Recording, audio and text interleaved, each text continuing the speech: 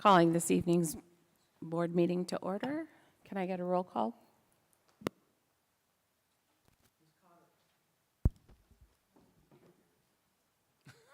Here. Dr. Genovese. Here. Mr. Kapadia. Here. He's here.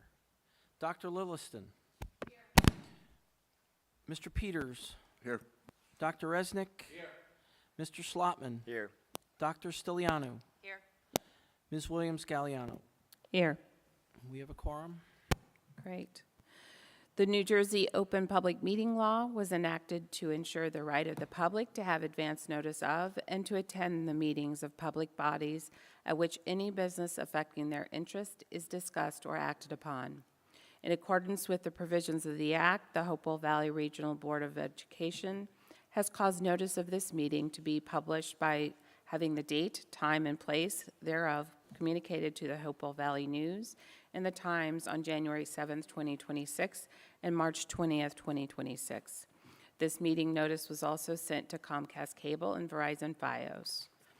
The board reserves the right to enter into executive session during all meetings of the Board of Education. The meeting is being recorded for the purposes of board review, future reference, preparation of the minutes, and viewing on YouTube Bulldog TV and the school district website, www.hvrsd.org. Members of the public who intend to participate in public comment, we ask that you sign in prior to speaking. This will assist us with our record keeping. With that, please join me in the flag salute.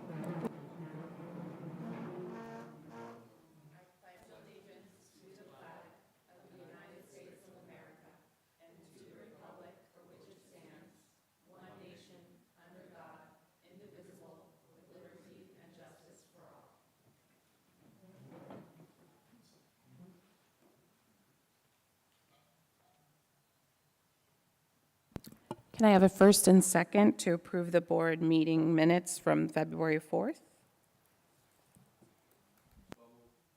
Second.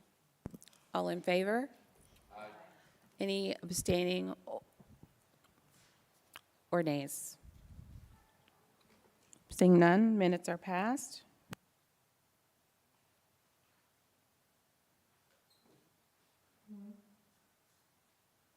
We'd love to invite our student representative to give us a report this evening. So as we enter spring with warmer temperatures, many students have begun spring sports. These sports are all in full swing with the start of seasons for baseball, softball, boys and girls lacrosse, boys tennis, unified spring track, boys and girls track, boys volleyball, and golf. The all-night volleyball event as a fundraiser for the class of 2027 was also a success with both the encouragement of competition and teamwork. Academically, many students in the HVCHS Model UN delegation were recognized and awarded for their fantastic performances as delegates at the Phil Munn Conference. Furthermore, students enrolled in AP and Honors U.S. History classes had the opportunity to attend the annual Washington, D.C. trip. In the same week, Hopewell's FBLA chapter attended the State Leadership Conference, where we had 8 groups make top 10 finalists and 4 of which qualified for nationals. Congrats to all of those individuals. NJGPA testing was then administered seamlessly for all students in the class of 2027 last week, thanks to the students' hard work and teachers' flexibility. We're grateful for the HV Municipal Alliance as well for hosting an educational wellness fair for all to de-stress in between testing. Looking ahead, Student Council has been preparing for the annual Spring Pep Rally this week. We look forward to seeing continued enthusiasm and involvement from our student body. Thank you. Thank you, Eileen. Any questions from the board? Okay, seeing none, we'll move on. Again, we just invite you all to stay whenever you have a chance, so please do.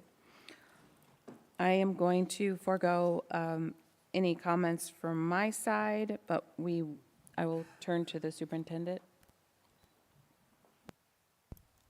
I'm going to hold my report until after we have some very special guests here today. So if I can invite Ms. Rutt up to the podium to introduce our special guests. Good evening. My name is Corinne Rutt, and I am the Supervisor of Counseling. I'm pleased to represent our Digital Wellness Committee this evening. The committee is a collaboration among parents and community members, Dr. Treese, other school district staff, and the Hopewell Valley Municipal Alliance. Our work reflects our shared commitment to fostering a community of health aligned with our strategic goal of increasing awareness and wellness through digital literacy, social media health, and strong offline communication skills. We recently organized a digital wellness essay contest open to students at Hopewell Valley Central High School and Timberlane Middle School. The initiative was designed to promote student awareness, reflection, and engagement around the concept of digital wellness, encouraging healthy, intentional, and safe use of technology. We're grateful for the support of our PTOs and the building and district administrators whose partnership made this opportunity possible. We received many thoughtful and impressive submissions, making it a challenge to select just a few students to recognize. This evening, we're proud to celebrate the impressive work of the following students. Students, as I call your name, please come up to the podium to receive a certificate and your gift card. From Timberlane Middle School, Arini Tripathi.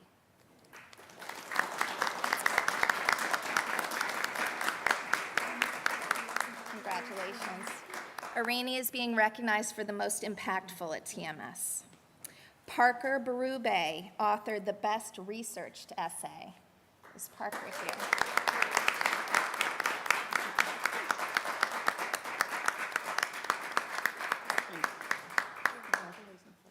And last from TMS, Nitya Tiwari is honorable mention.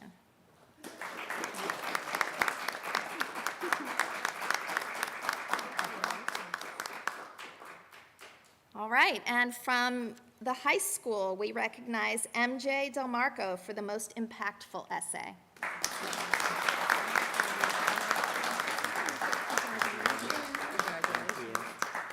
Sarah Zhao for the best researched essay.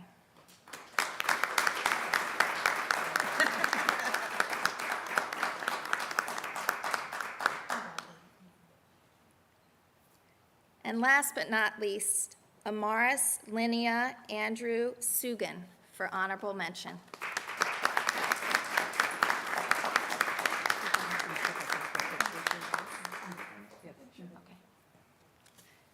All right, and I wish I was more experienced of this. I would have had you stay, but all the students, if you could please come up for a group picture, we'd appreciate it. Thank you. And congratulations.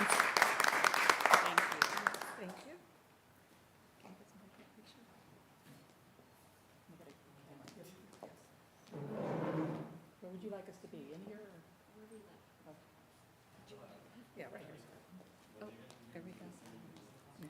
I think we might need to collapse.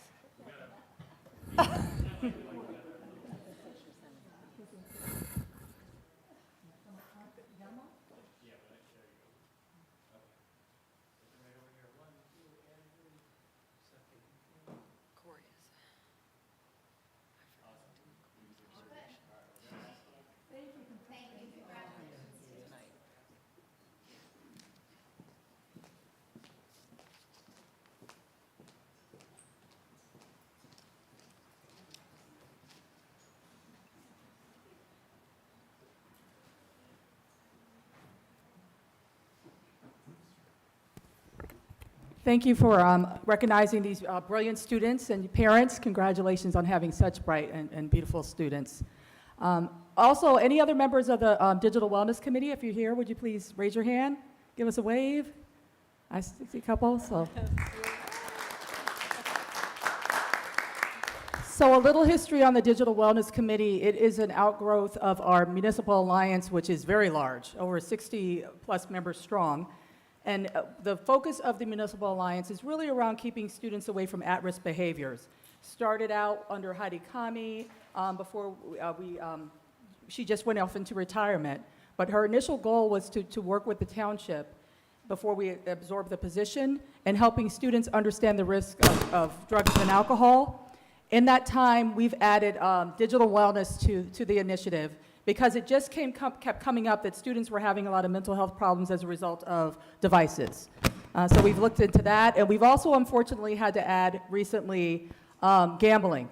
students' online gambling has become something that's increasing, and we're noticing challenges with.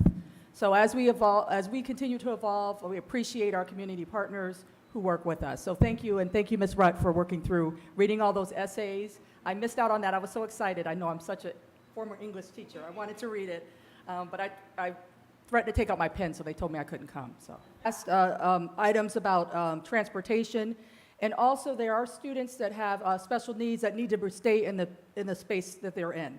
So we're working through all of that right now. In addition to that, for any of you who have fifth graders, and this is their last year in the school will be next year, like rising fifth graders, they're currently in fourth grade.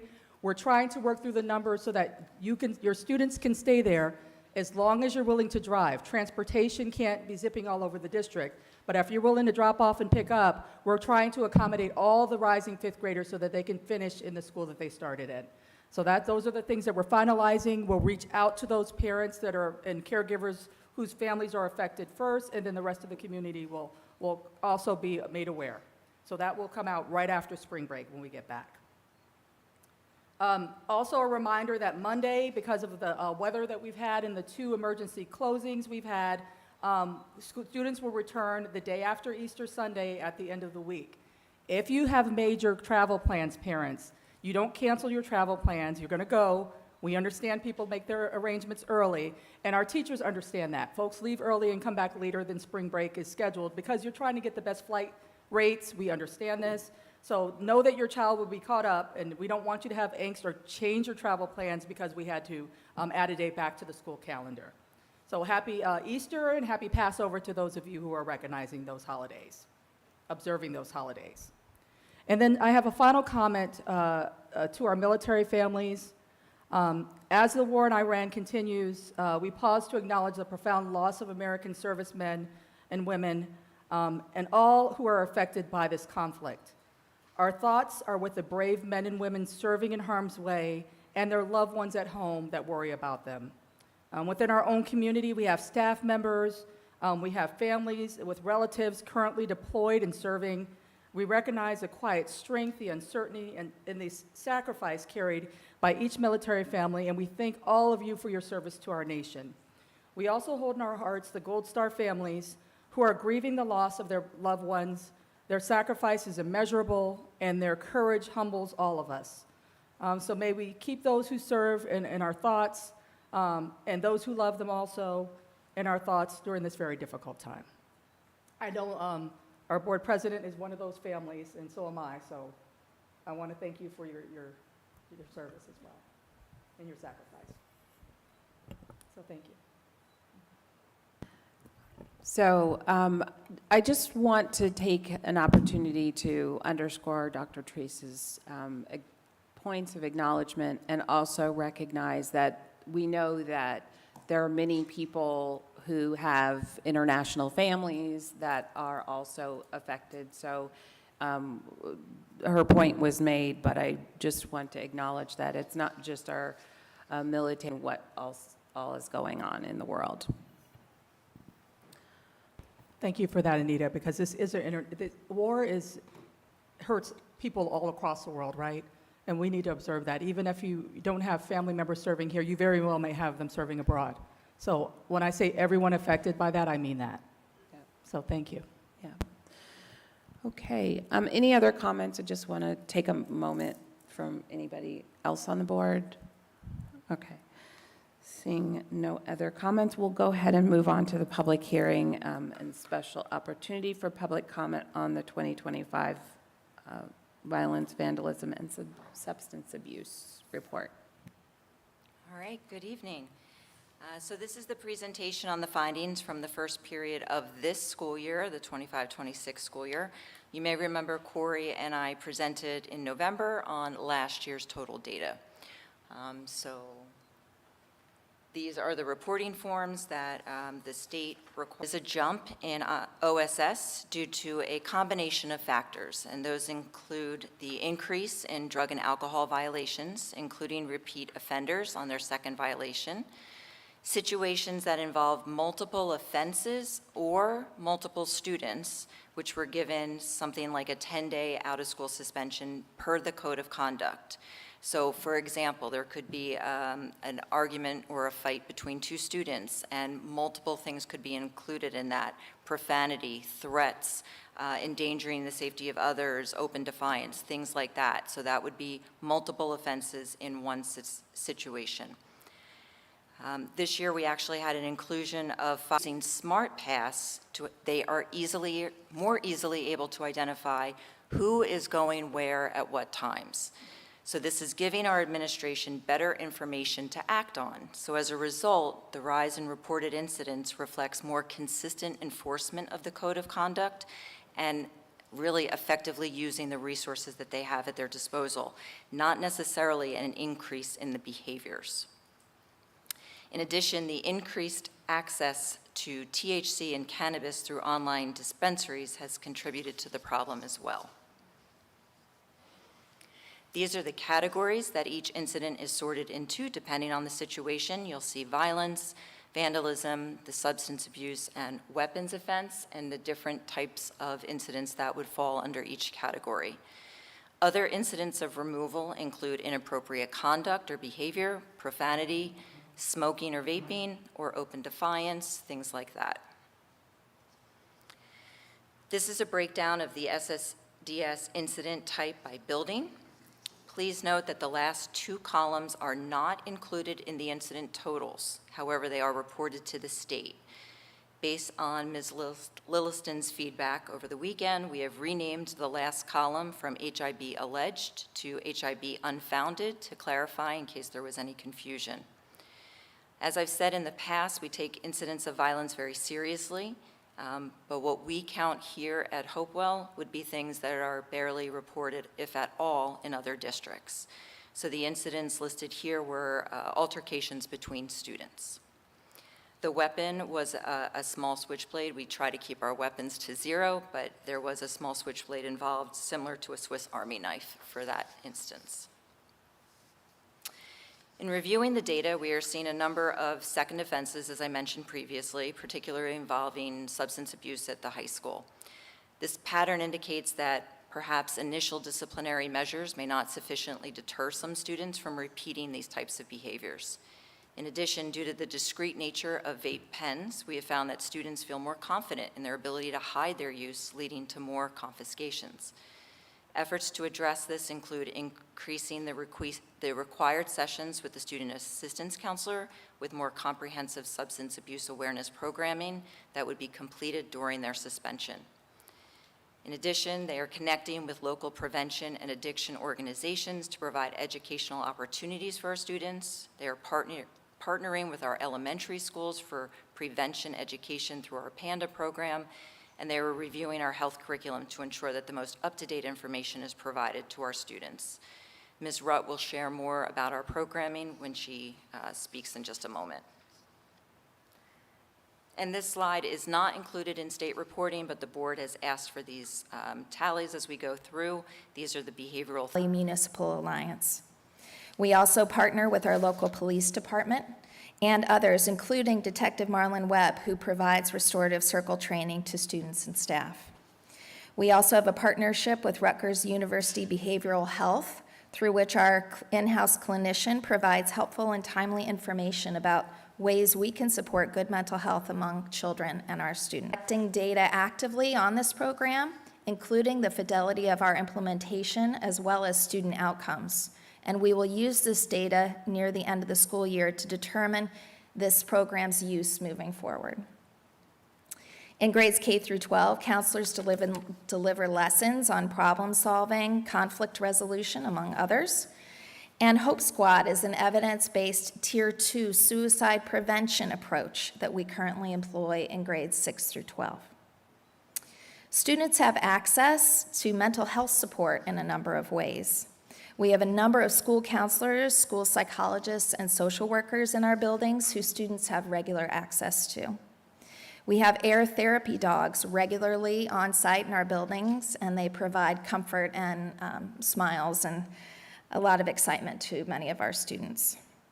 Our BAT team is a partnership with Comprehensive Mental Health Services here in the community, through which students with specific needs can get therapy in school. Additionally, I'll mention again our Rutgers University behavioral health clinician on-site full-time, who also provides therapeutic services to certain students in need. And lastly, on this slide, in terms of prevention and intervention, we engage in several practices too. For several years, through our partnership with the Hopewell Valley Municipal Alliance, youth mental health first aid training has been brought to interested staff, parents, and community members. This is a pretty unique program, so I wanted to just highlight it for us this evening. Since the 2023-2024 school year, approximately 145 people have registered for this training. The training is for any adult who interacts with youth ages 12 to 18. It teaches them how to identify, understand, and respond to signs of mental health and/or substance use among our children and adolescents. During this school year alone, 12 staff members and 29 parents and community members have been trained in this program. There's another training coming up in April. Additionally, special education staff is trained in an approach called Safety Care. It's an evidence-based program designed to prevent, manage, and de-escalate behavioral crises. And lastly, I should mention that our student assistance counselors at TMS and the high school here provide prevention, intervention, and support services to students struggling with substance use and high-risk behaviors. Additionally, their role includes providing substance abuse education to students during wellness classes, as well as providing counseling to those who have been caught using a substance. They assess student needs, develop action plans, deliver counseling intended to prevent continued substance use, and refer families to external treatment resources as needed. On to the next slide. Additionally, here you can see some more of the measures. We thought that obvious from its name. It's run by Dr. Velderman, our SAC at the high school, and it consists of high school students who conduct prevention lessons at the middle school related to drug and alcohol use, and who serve as mentors for some of our elementary school students. In conclusion, I'd like to add that we're taking action in response to the recent uptick in substance-related incidents. We've recently begun considering placing a permanent, locked, freestanding vape take-back box in an inconspicuous location at the high school, as yet another approach to encouraging students to give up their vape pens. Soon, we plan to engage with Pure Blossom for the second time in recent years to place stickers on merchandise bags to discourage the purchase of cannabis for underage children. And we're looking into the Smart Talk curriculum, a 5-lesson, evidence-based curriculum created by the Stanford Reach Lab to enhance coping skills and prevent or reduce cannabis use among our youth. That concludes our presentation. Thank you for your time. Any questions? Thank you, both. This was very good. Tana, I had a clarification, I guess. Did I understand you correctly or not when you said that you attributed the increase in out-of-school suspensions, at least in part, to the fact that we're detecting vaping better? In the high school for substance abuse, yes. So does that mean that vaping in school is an automatic out-of-school? No, No. Okay. no. So Vaping can you just itself- expand on that a little bit? Sure. Vaping itself is not necessarily drugs and alcohol. That's nicotine, and that does not have the same weight or consequence that a drug and alcohol. So if there's reason because of that vape in the situation and they search, they might have to send that out, and then that becomes something. Or that might lead to the fact that on their person or in their bag, there is THC or cannabis. I got it. So what you're saying is when we're finding kids who vape, we usually, I shouldn't say usually, we find other things sufficiently often that it, Correct. Not all the Okay. time, not 100% of the Right. time, but often, yes. okay. Thank you. I just wanted to thank you for your hard work. It's a lot to bring students these skills and talents, especially on top of their academics and their sports schedules and everything else. So to have students who have the power to help each other is a really meaningful thing. Thank you, everybody. I had a couple questions. So first of all, I just want to thank you so much for this presentation and for being so transparent and sharing this data frequently with the board. I think it's really helpful for us to just understand where we are in terms of disciplinary actions and in terms of talking through all of the interventions that we're doing. And we're doing so much in the prevention space. And I think we've spent a lot of time as a board looking at our code of conduct and really spending time revising that code of conduct thoughtfully and in alignment with the evidence to use fewer exclusionary discipline practices and to really emphasize restorative justice and other practices that we know work. So given all that, I was just so surprised to see these numbers. It really wasn't what I expected. And so I guess my question for you all, and if there's not an answer, that's fine, is what's missing? Like, what do we need to be doing differently?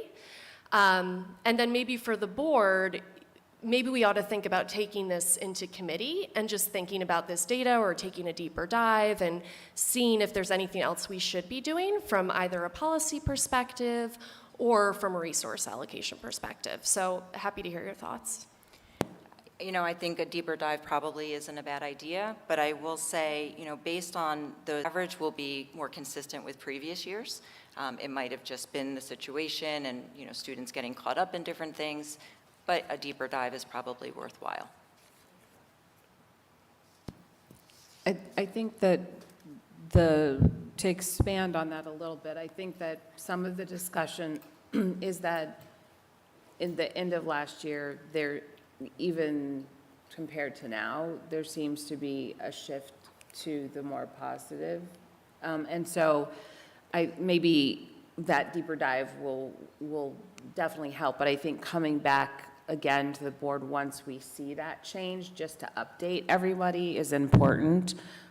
If we think that kids in transition are settling in and, you know, finding their sea legs in a new district, if that's any part of it, of course, we'll see a natural drop as well. So I definitely think back to committee, but also probably an update somewhere mid-year, where we ended the year maybe would be helpful. So, you know, Corey and I will be giving the year end in November, so then we'll be sharing, you know, the results of this entirety of the year.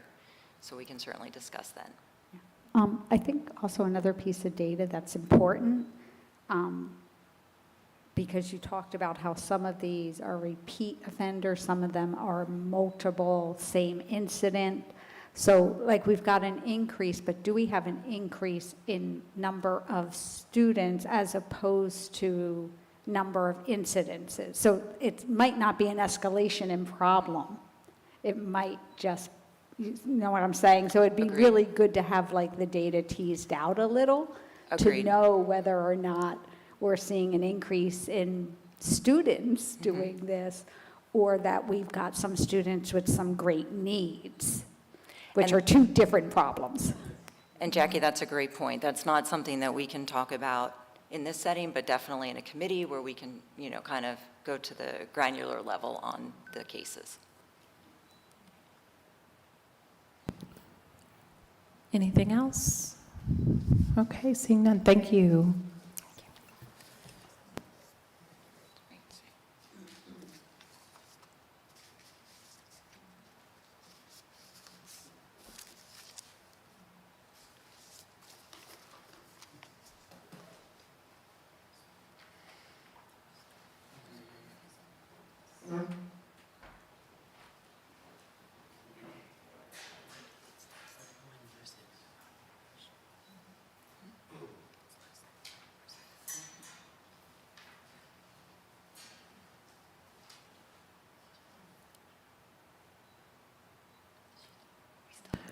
Okay, we are going to have our first public comment specifically on the report just presented. So members of the public are invited to address the board on the report for 3 minutes during this portion of the meeting. You're asked to state your name, address, and municipality in response to your, In response to your comments, the Board of Ed may respond or direct the superintendent to do so. The board may also opt to take the matter up at a future meeting so that the matter is researched by the district administration. I'll look for any specific directions on timekeeping. So as Ms. Williams-Galliano said, you'll have 3 minutes. At 2.5 minutes, I'm going to lift up the yellow sign, and at 3 minutes, I will turn it red to let you know that your time has ended. Seeing with that, we will open public comment.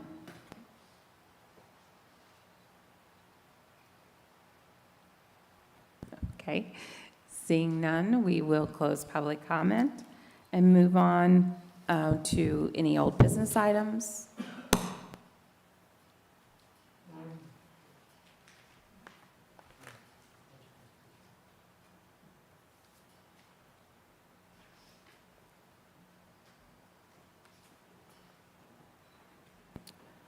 Seeing none, we will move to the presentation on the board budget.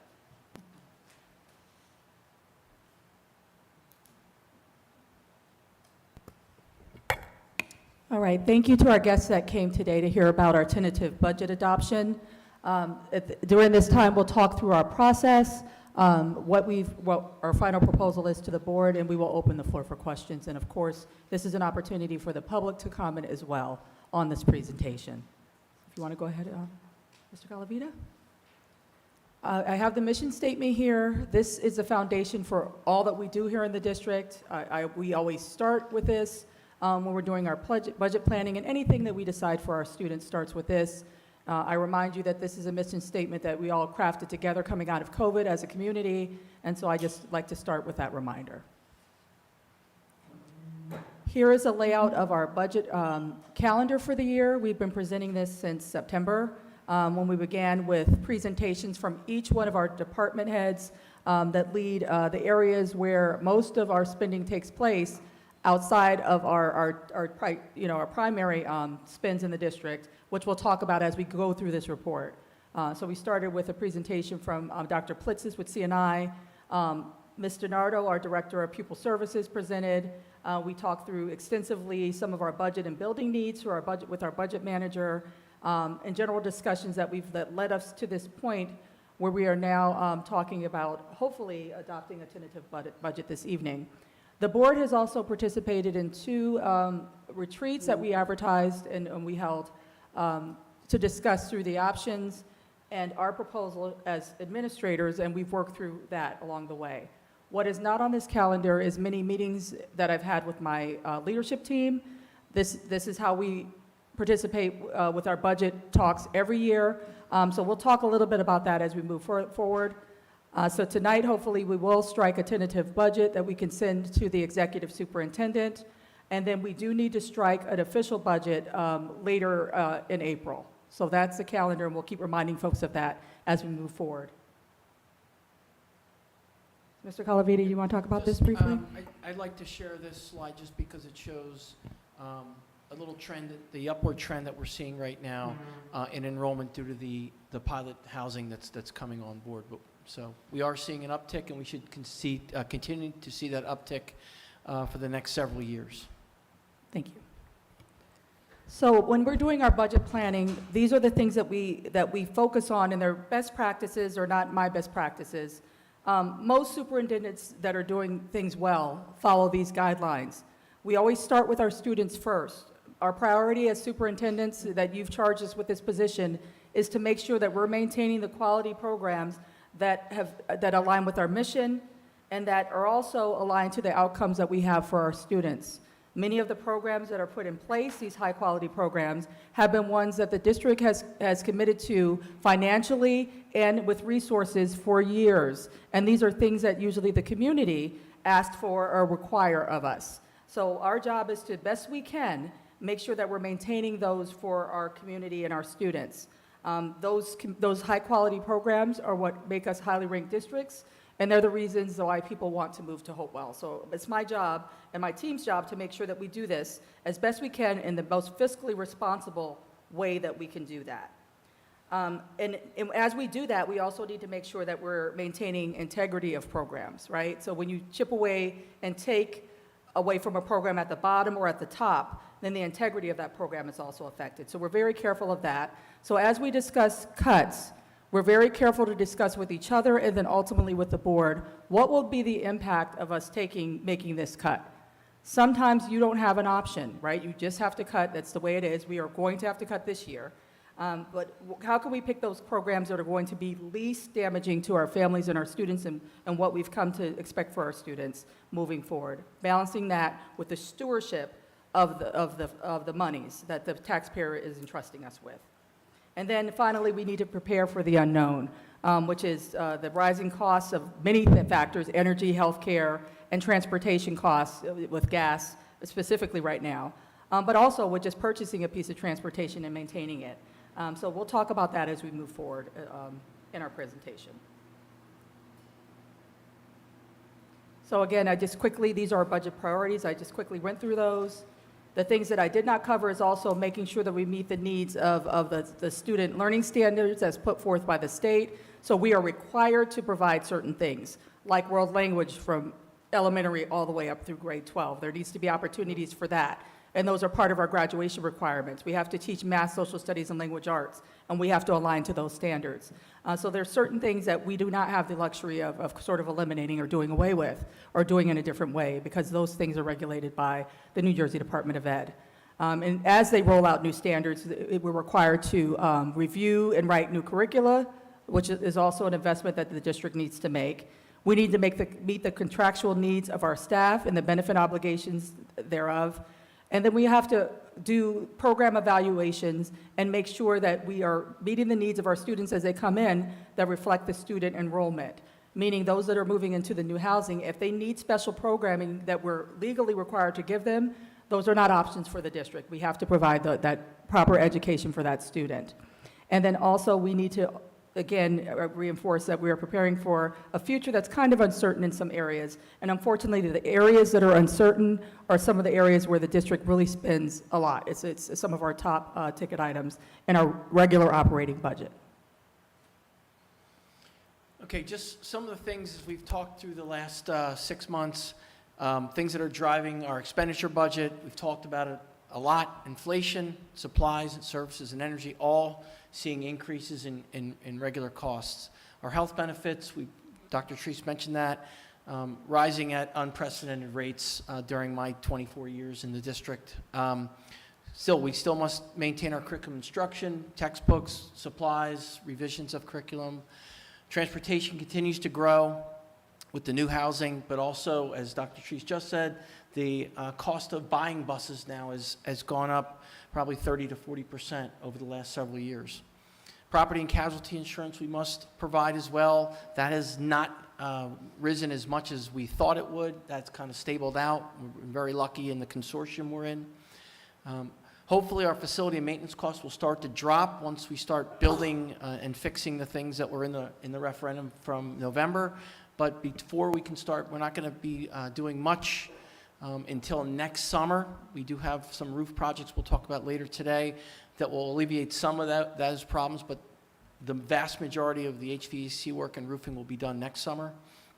Special education, the tuitions that were charged by outside organizations continue to rise. Staffing, we are struggling to fill positions, and when we do fill positions, sometimes they are at a higher step than we thought they might be in the past. Technology is in everything that we do, pretty much. There's a technological aspect to it. Our infrastructure needs some work, and that's also in our budget. And again, anticipated growth. We know it's coming. It's continuing to come, and we'll need to address that. So how do we pay for it is the revenues. We do have a 2% cap. This budget does include 2 waivers, a health benefit waiver of almost $2.1 million, representative of the increase expected, and an enrollment waiver. Again, it's reflective of the increase that we're seeing. Our enrollment has increased, generating a $1.3 million enrollment waiver. It was in the paper, published. We did get a 5.75 increase to our state aid this year. Unfortunately, that only yields $391,000. It's the 5.75% seems, when you say it that way, seems more significant than the actual dollars that we got. Compared to a district like Hamilton that got over $5 million in additional state aid.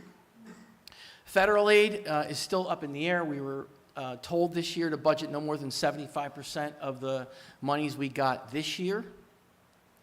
And again, trying to generate local revenue where we can. We do charge seats for tuition for certain programs. We charge our buildings, we rent our buildings out to local organizations to use. We have implemented the athletic and co-curricular fees from last year.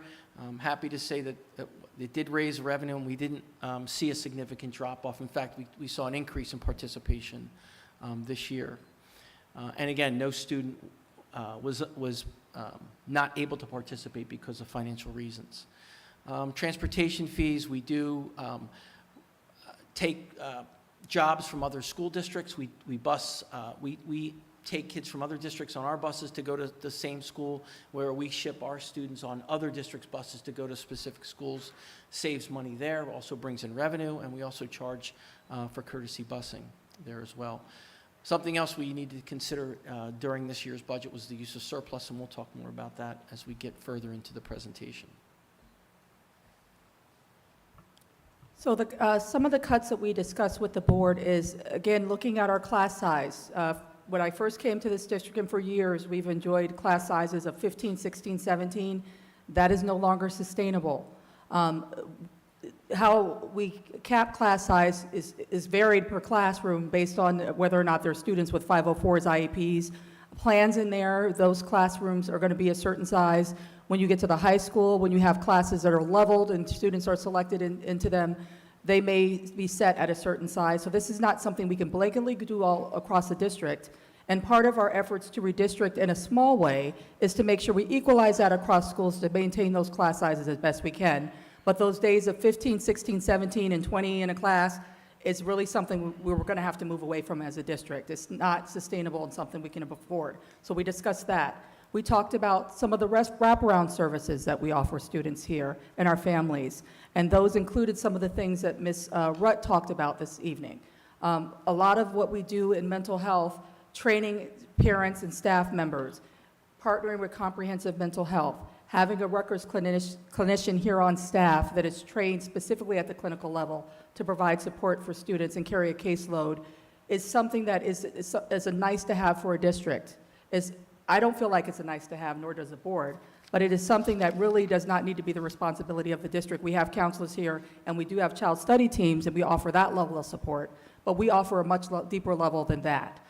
We talked about athletic programming, trips, supplies, clubs, the teaming at the middle school. While very age appropriate, and I would fight tooth and nail for it, it's expensive, and a lot of school districts have done away with it and gone back to the traditional junior high school model. AP offerings we talked about, which are very difficult to cut.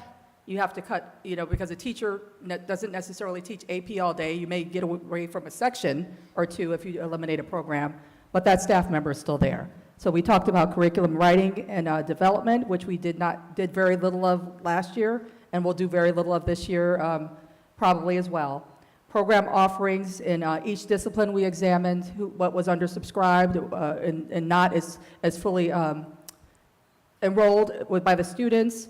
We looked at staff reductions, including admin, and then we also looked at the performing arts programs and ways to save money there. So the board's priority as we had those discussions were that they wanted to provide and continue those wraparound services that we had for students, specifically in mental health, that maintaining athletics and having something for kids to do after school was a priority for us, that we would not continue to run these undersubscribed programs. So they need to be, if kids aren't involved in it and we only have a handful of kids, we can't carry on with those things if they're costing the district a lot of money. Teaming at the middle school was something that we wanted to maintain. Maintaining the culture of the schools as much as possible, which teaming is one of those things, and also trying to maintain the integrity of programming as much as possible. How can we prevent taking large chunks of programming away from students, and the things that make Hopewell Hopewell. So they agreed upon reductions, and it's to the tune of about $900,000 that we're going to be making cuts, is to eliminating or phasing out programs that are undersubscribed. So that means if there's students involved in something that they need and they're working towards graduation, that is not something we want to eliminate, or if they've already started down a track, that they're going to finish that track, and we want to make sure that we provide them that opportunity, and we'll phase it out along the way.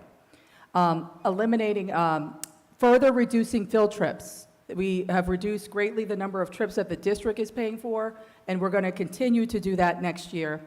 Controlling costs through class sizes, I already discussed that earlier, making sure that we're trying to not add staff every time that we see, us get to that 22 like we did in the past. We can no longer do that. So we're going to be doing some of that through class sizing. Reduction in workforce, mostly through attrition, through retirements, through folks that are going to be non-renewed or people that are resigning. So hopefully that we can hold on to that talent we have hired. We have many staff members that are younger now. We have a lot of people that are my age or a little older that are retiring, and it's their time to retire. And then we have a lot of younger staff that we've come in, that we've nurtured and we've invested in. And Mr. Calavita talked about the lack of teacher pipeline that we have. We don't want to riff and lay off people that are young, knowing that maybe in 2 years, as we continue to grow, we need those teachers back, and they're going to be hard to get. And then finally, breakage. What that means is when you have a teacher that's at the end or the top of the salary guide, and he or she retires, and you hire that younger person right out of college, there should be a substantial savings there, because they're coming in at the lower end of the guide. Unfortunately, they're not. We're getting people that are at the top of the guide. But we just went to a job fair this past week. We had a lot of great candidates right out of college. We're going to grab them up. So that's helpful when you can get those ones that are just coming right out of college. Some further reductions that we're going to take this year in that $900,000+ cuts that we're recommending is reducing Dr. Plitz's budget in C&I, reducing school level budgets, reducing departmental budgets, reduction of guest speakers and assembly offerings, and reduction of supplies and subscriptions that the district invests in. These are all things that we can stay away from touching your children. That is my priority as much as possible. Okay, so as we get into the nuts and bolts of the budget, just some things that are in, as we prepared a budget, we tried to prepare for as many unknowns as we could.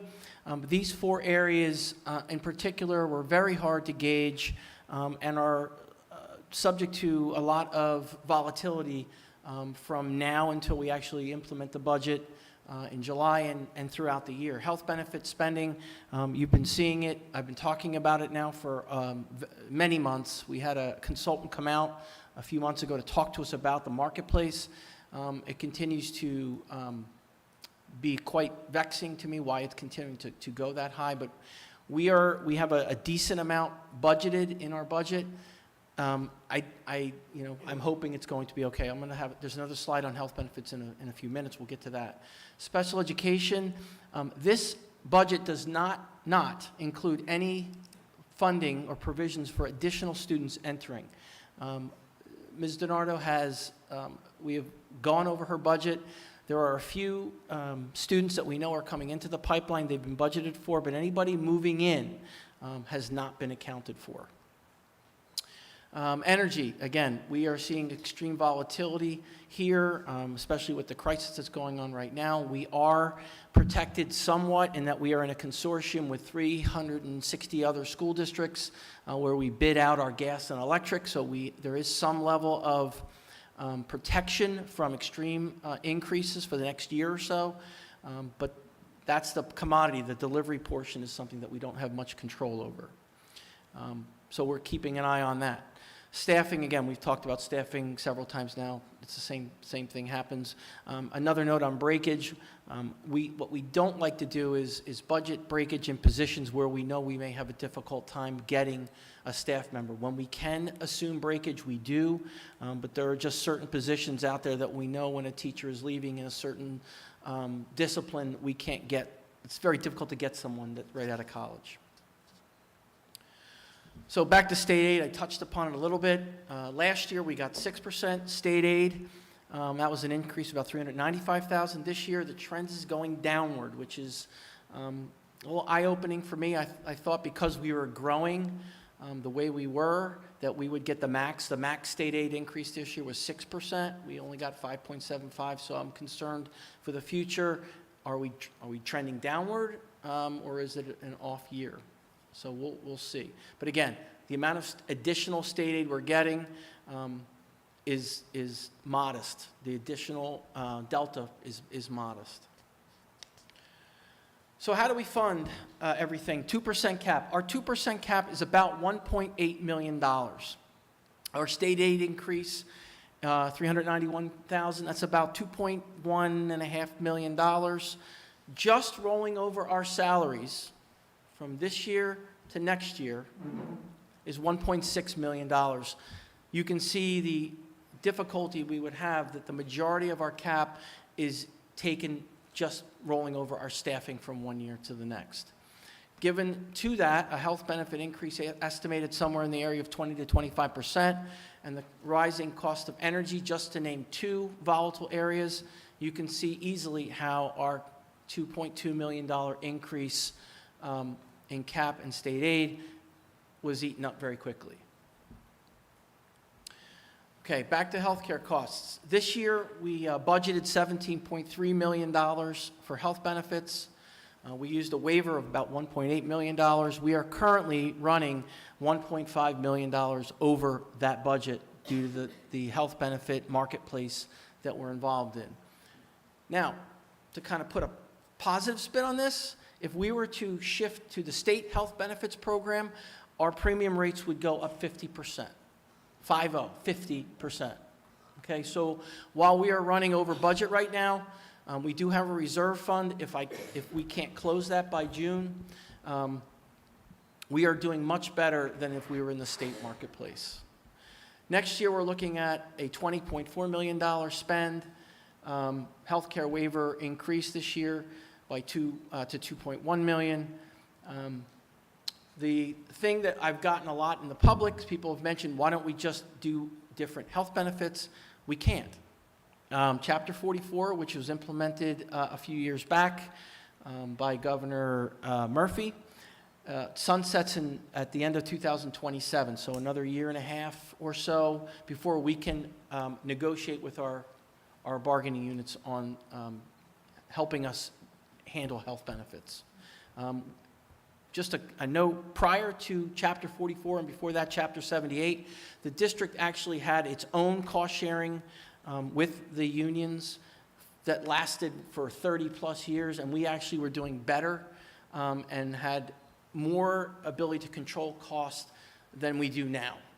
These laws were not positive for Hopewell Valley. We were doing better on our own, and when we argued back in Chapter 78 that we were doing better on our own, they said everybody had to go, and it was just the way it was. So we'll have to wait for the end of 27 before we can start to try to do something on our own again to control costs. And so this is not something that just Hopewell Valley is struggling with. This is something that all districts all over the state of New Jersey are struggling with. The state is aware of that, and that's why they provide waivers. But for districts like Hopewell, right, the waiver means that allows us to go to you, the taxpayer, to make up the difference. They're aware that we have a shortfall and we don't have enough funds to fund these things. And that's the mechanism they've given us, the only mechanism they've given us to accommodate something we know we have to do, which is provide our folks with benefits who are full-time. And we were $1.5 million over budget. When we wrote this slide deck, I'm sure we're way over that by now, because I signed a bunch of them today. So it's just, people are using their health care they need to. But, I'm sure that I'm preaching to the saved out there who are watching or here present with us, that health care costs in this country are out of control. And it's particularly bad with the way our hands are tied, with our inability to negotiate. Okay, just a bird's eye view of our appropriations through regular instruction, special education. You could see the increases. What's driving our budget this year is benefits and transportation are two of the huge drivers there. The cuts we've made, you can see that the spending towards regular instruction has gone to nearly flat. That's where the majority of the cuts have come from to balance this budget. You will see at the bottom the debt service, the increase of 60% due to the new referendum. We will show you on the next slide why it's not impacting you at this time. It's not going to fully impact the taxpayer in this coming year. This is just a graphical view of that slide before. You can see from the blue at 12 o'clock and moving clockwise around to the gold, majority of the money that we use here in the district goes to salaries and benefits of our staff members for the most part. Okay.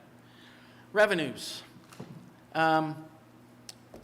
Tax levy increase right now is looking at 5.2%. That does, and people say, why? I thought we had a 2% cap. The box at the bottom, we do have enrollment waivers and health benefit waivers that help us go over cap and manage our spending. State aid, we have a 4.2% increase, total increase. That's largely due to, we did get a 5.75, but combined with the other state aids we have in debt service, that nets out to 4.2% total. This miscellaneous line, this is where, this is how the debt service is going to be offset by miscellaneous income, which is essentially the interest earned on our bonds. We bonded back in January the entire $84 million. We've invested that in, again, just for the public, it's invested in all safe, guaranteed investments. But we will earn a significant amount of interest because we are not doing a lot of the spending of that referendum until next summer. So that money will sit for nearly a year earning interest. We will earn enough interest to pay the entire debt service balance of the new debt for next year. So that is a way to push off the impact of the new referendum for at least a year. We will probably receive a break next year as well because we will be getting double debt service next year. We aren't getting debt service from the state on the new money. We'll get double debt service next year on that money, in addition to additional interest that will be earned on the invested bond money as it spends down. So we'll have a break in the full impact of the referendum next year as well. And again, you could see federal aid. Federal aid is not a huge portion of our budget. We do, the majority of that goes to fund our IDEA program, which covers special education tuition. So while federal money is not a huge part of our budget, it is much needed to help us balance. Bob, I didn't want to interrupt, but it's important in the slide. It should say 2627 proposed. Yes, it should. Good catch on that. I missed something. So the middle column, for those of you who are watching, is 2627 proposed. Tana should have caught that earlier. Anyway, good catch. How do our budgets strike down? We are a school district that is heavily reliable on local funding. We rely on our property taxes, 85% of the total budget. Miscellaneous revenues such as tuitions and facility use fees, 4% of our budget.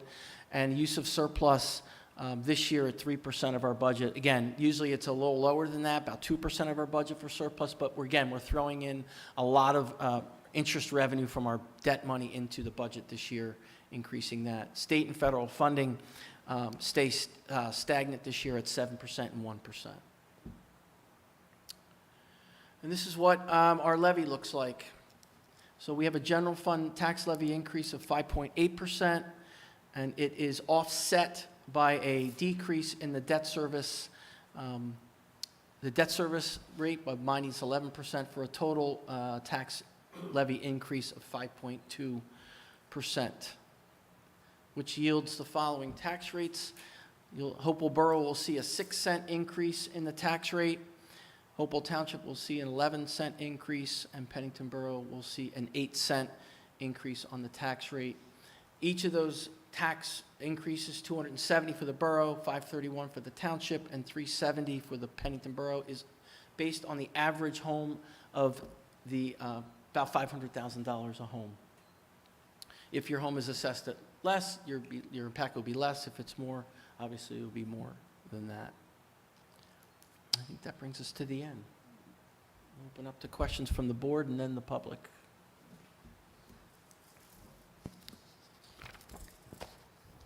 Any additional questions from the board? Can you just, at this proposal, initially when we had conversations, we talked about, right, kind of that 6.6%, I think, is what gives us a balanced budget. And so how much with this proposal are we taking out of the budget in terms of dollars? About 950,000, somewhere in that area. And just for the public, we had, on the 16th, we had a retreat discussing this deeply. So just because you don't see questions coming out, we've had pretty in-depth conversations, but anything new for anyone? Okay. And if I can just add for the public, Bob, if you can go back to that pie chart real quick. So when we discussed cuts, and I showed you the cuts that were up there, and I think it's important for us to keep looking at those cuts that we really don't want to make because they do devastate a school district, and we see school districts around us that have devastated. They've lost all their sports, they've lost clubs, they've lost programming, they've let go of a lot of staff. Most of that pie graph is our staff and the benefits. So those are our faculty, that's your class size, those are your programs that make Hopewell a high-performing, highly ranked school district that make us a desirable magnet for other folks to come to. Districts around us are collapsing because the board over the years have not gone over that 2%, which you see the numbers, that's not sustainable at all. And then you have to get into cutting major programming to make the difference because the smaller cuts that I mentioned don't do it because we're talking about millions of dollars of cuts. So when we had the discussion in those retreats, we started very low. We looked at 3% and it was like almost $500 million in cuts. That's getting all into your programs and the things that we offer your students. Sports was on the table. Teaming was on the table. Cutting out whole programs at the middle and high school were on the table. Getting rid of those wraparound services that we provide in mental health care were on the table, and we still weren't balancing. So then we looked at 4 and 5, and we got to the point where we settled on 5.8, but 6.6 would have had us making very minimal cuts. But we all felt strongly that the district needed to show that we're making those cuts, and we're doing that. But making deep, massive cuts like that now, when you probably will have to look at this again next year, and again the year after that, what is how you get to become a Robbinsville. And if you're looking in the news, they have lost everything. And the superintendent went to a question that just asked for the $8 million to keep clubs and sports in place, and there was a no. So they will literally have no sports, and they've already been paying for sports, paying a fee for that, and now they're going to lose all of that. I don't want us to become that, because I imagine that these houses over here are going to fill up pretty quickly with folks leaving that school district. Yeah, thank you, Dr. Treese. I'll just maybe say one or two things. My apologies, I'm not feeling 100%, so I'm a little congested. But I think for my fellow board members, as we're looking at the budget, as we talked about last week, I personally see this as being as flat as it can get, just given the things that are outside of our control. I think Dr. Resnick has done a good job explaining that, and I would encourage him to maybe share his analogy on that in public once more at some point tonight. I think for all of us, just as we're talking about this, and for the public listening and for those in the room, there's really 3 major things at this point that we can do to impact a budget going up year over year, right? In my opinion, there's 3 choices. The first choice that we make is we have to just systemically tear apart what Hopewell Valley Regional School District is, which means go after programming. And I don't think there's any board member or anybody in the public that wants us to do that. But that would be one option that we have. The second option to address this issue would be us having some sort of impact with going after the state laws that are forcing us to be in this position. Because as Bob alluded to and as Rosetta has talked to, if you look at that pie chart, a lot of these costs that are driving up year over year at these extreme rates are happening because of things outside of our control that the state has given the ability to be done, to have happen, right? And we have to then deal with the consequences. And then I think the third part of this is us thinking about this idea of what's to come and trying to start thinking more long-term about it. And I think this was the first year of us starting to think about that really, really, I think, front and center around the large developments coming in, right? And this isn't just a Hopewell Township issue, this is a Pennington Borough issue, this is a Hopewell Borough issue now, right? Everybody's got these pilot programs and the impact that those additional students are going to have. And in that third option, really the only thing that we can do is hopefully work with our fellow elected officials in all of these towns to see what sort of financial contributions they can make above and beyond what some of them have already made. Absent of those three things, this is kind of what our outlook is for the foreseeable future for budgeting, right? As bleak as that sounds. And by the way, I hope at some point I can talk about something happy, because I feel like for the past 9 months, I've just sounded like doomsday. So my apologies on that. But I think that I'm really proud of us, and I'm not just saying that so we all pat each other on the back, because we did a lot of work in this, and the idea of trying to do this work in the public was something that the board members wanted done and the administration was happy to do. So I'm appreciative of the work we've done, but for the public, I encourage you guys to get active, right? We're doing the best we can to hold things together without having to fundamentally change the way we're delivering education. But a lot of this stuff is outside of our control, and we need your help to get active. Thanks, Mark. Thanks, Mark. So I'm not sure which one of my analogies you were referring to, so I'll, The flat budget. How do you think about the 5.8? well, I think that's a deeper question, but I'll say this. This is my fourth budget, I think, that I'm involved in. I think we spent, so because I'm on the Finance and Facilities Committee with Mark and with Dr. Lilliston, I think we spent, I feel like I spent more on the budget this year, more time and more effort, and I know the administration has, than I probably spent for the previous 3 years combined, and that's because the stuff hit the fan with the way school budgeting is structurally set up in the state of New Jersey. I'm not going to say that this budget makes me happy, because the reason we all spend so much time on this budget in committee, then in the workshops, at these board meetings, is because I don't think there were options on the table that would really make people happy. I do think that, as any good compromise to me should do, this is an acceptable budget. And then the only other thing that I will add to what Mark has said, if you're concerned about your property taxes, if you're concerned about the direction that the state of education is going in the state of New Jersey, contact your state legislatures. Let them know the unfunded mandates, that the enormous amount of unfunded mandates, well-intentioned as they are, they're unfunded and unthought through in terms of what the consequences of unfunded mandates are. The restrictions, as Bob mentioned, on the districts to control costs, because, for example, we can't negotiate healthcare plans, right? All of those things are at a point now where they are destroying the public education that the state of New Jersey you used to be rightly proud of. So if you're pissed about that, and if you're pissed about your property tax bills, find out who your local legislator is, find out who your state senator is, and let them know.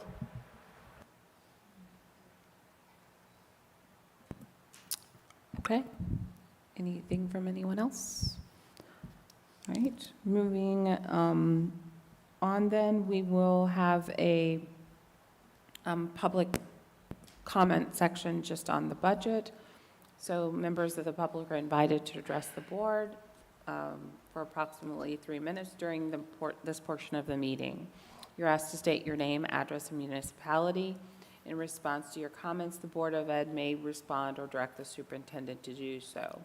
The board may also opt to take the matter up at a future meeting so that the matter is researched by the district administration.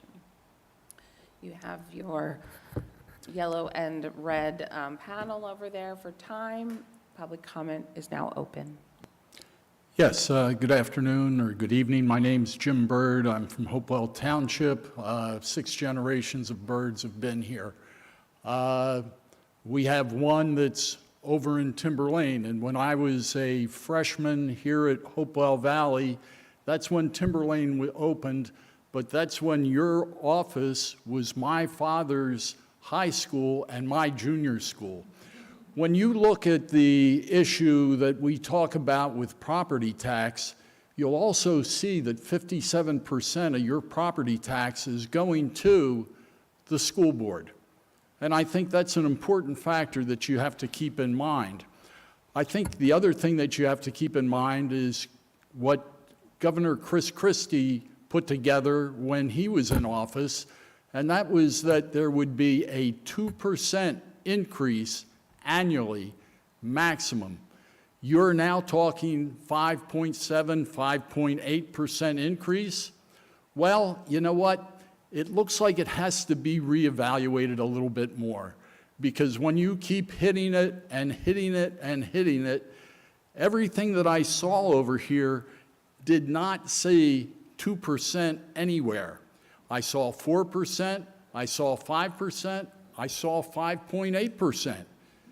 Now, I understand that you're doing this because I used to be mayor here, and I understand where you're coming from. But at the same time, there has to be something more significant to reevaluate this, to bring it down lower, because I'm a retired individual.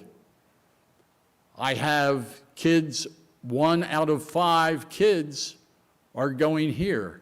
So we're paying for 4 other students going to private schools. If they decided to come here, all of a sudden, you're going to get hit harder again. And I don't know what will happen with that. But what I'm saying is, look at this more closely, because yes, it's significant what you're talking about, but at the same time, look at us as the taxpayers, the people who are putting the money out for the students that are getting an education.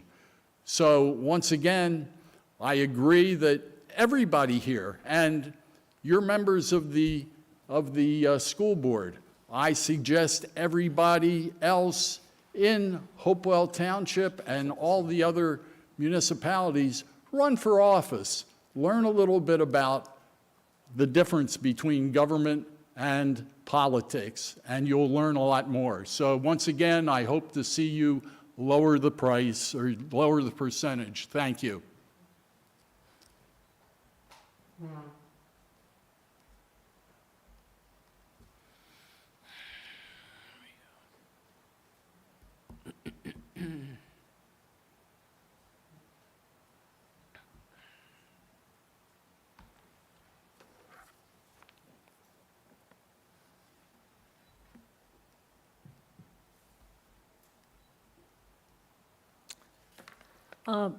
Alex and Mark, thank you for addressing the issue that's the unknown in the room, including transportation, healthcare, and those others, and that's pilots. It has been, and it will continue to be. The Hopewell Valley Regional School District represents a partnership built on shared responsibility among the township and the 2 boroughs. Traditionally, the 3 municipalities shared regional school costs proportionally, based on each municipality's assessed valuation of properties within their communities. The Hopewell Township Committee elected officials, violated that fairness principle when they entered into tax abatement agreements called pilots. All this pilot money is unrestricted revenue the Hopewell Township Committee can spend however it chooses. Not $1 of our schools are required from the 1,756 new housing units that are under construction in these pilot developments. Not $1 of that is required to come to the school for 1,756 units. The current Hopewell Township Committee has made these pilot decisions unilaterally without concern on how they will impact the tax burden on the regional partners and the fiscal integrity of our school district. This is a grave threat to our community and its collaborative foundations. Public concern over pilots is not about opposing affordable housing. It's about intentional cost shifting and a loss of revenue to our schools. And there is bipartisan concern about how funds are distributed. What can we do? The current laws, as you said, and the system allows municipalities to enrich themselves with unrestricted pilot revenue while shifting the cost to neighbors. This is not fair and it should not continue. We need legislative reform. But until that happens, we can pressure the Township Committee to face their moral responsibility and voluntarily negotiate a different way to apportion school costs across our regional partners. I encourage the board to do what you did to get the referendum passed. You sought some public relations campaign to let the public know that this is a legislative issue, and we need you to do this. We need people in the community to take this up. Yard signs, everything you did for the referendum, please do that for this.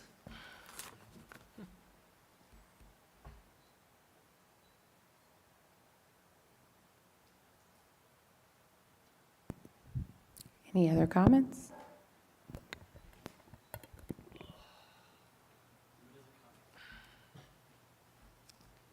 I would love, Seth Saditsky, Hopewell Township.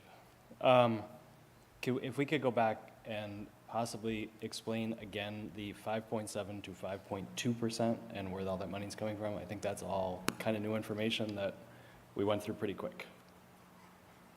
That was all. Can you just recreate your question for them in the mic? Yes, I don't think they heard you. I know Mr. Calavita did, but just for the good of the order. Mr. Calavita that needed to hear. Oh, look at that, I'm on the mic. I just think it was a little, we went through it pretty fast. The difference between the 5.7% to 5.2%, which I believe is going to be the actual tax proposed increase, would be 5.2%. But understanding the difference of where that is, which I think is all in our pilot money that is in the bank and earning interest, but obviously I may not be correct on that. So just understanding what the difference is. So what he's asking, Mr. Calavita, Yeah, is Mr. Byrd. Yeah, those. We usually wait to the end, right? Yes, yes, all, if you have them all.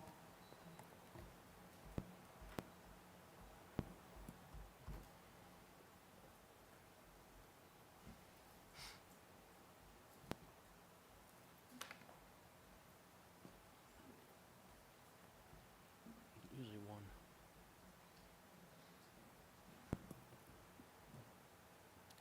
Okay, any other public comment? If not, we will go back and acknowledge some of the questions and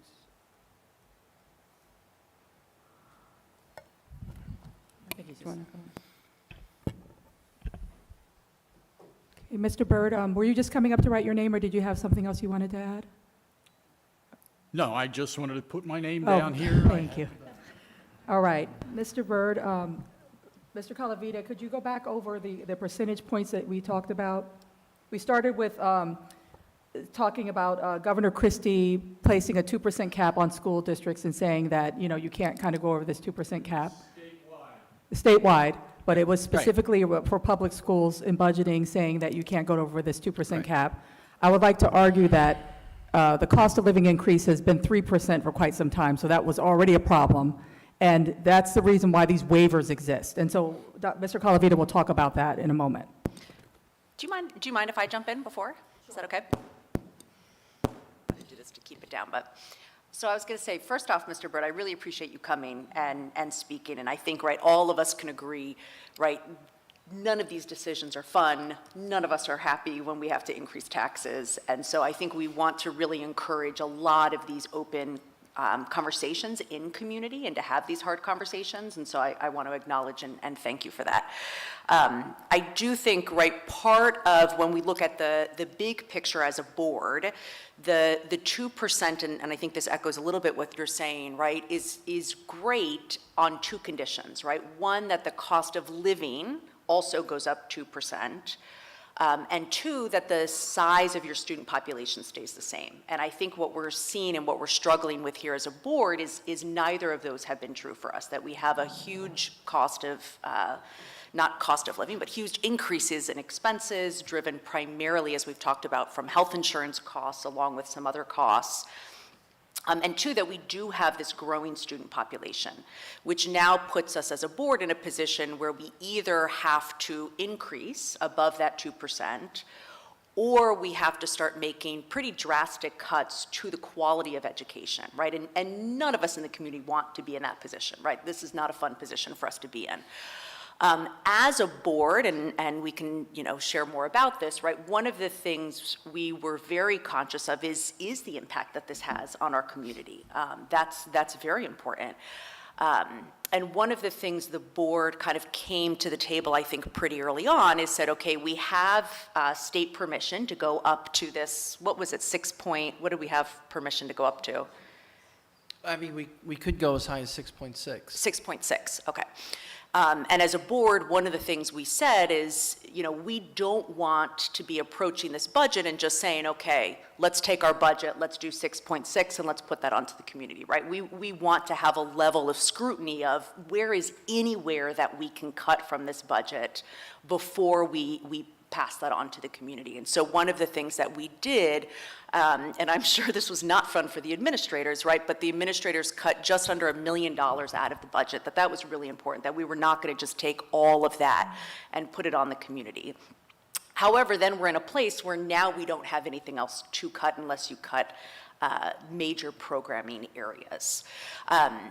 When you look at the numbers, right, there's kind of what we're increasing as a percentage, and again, I know we'll talk a little bit more about that to make that a little clearer, but then there's also what does that impact have on each of the communities, and we can see, right, that there's a very different dollar amount tied in each of those communities.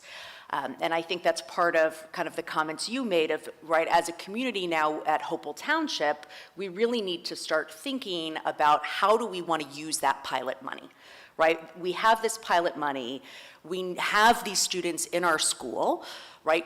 Do we want as a community to start using some of that pilot money to support the ongoing costs of educating those students?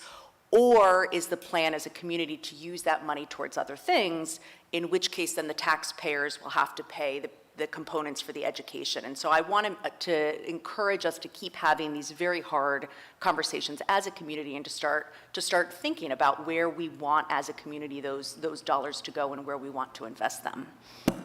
Thank you. Can I piggyback on a couple of things that Amanda said?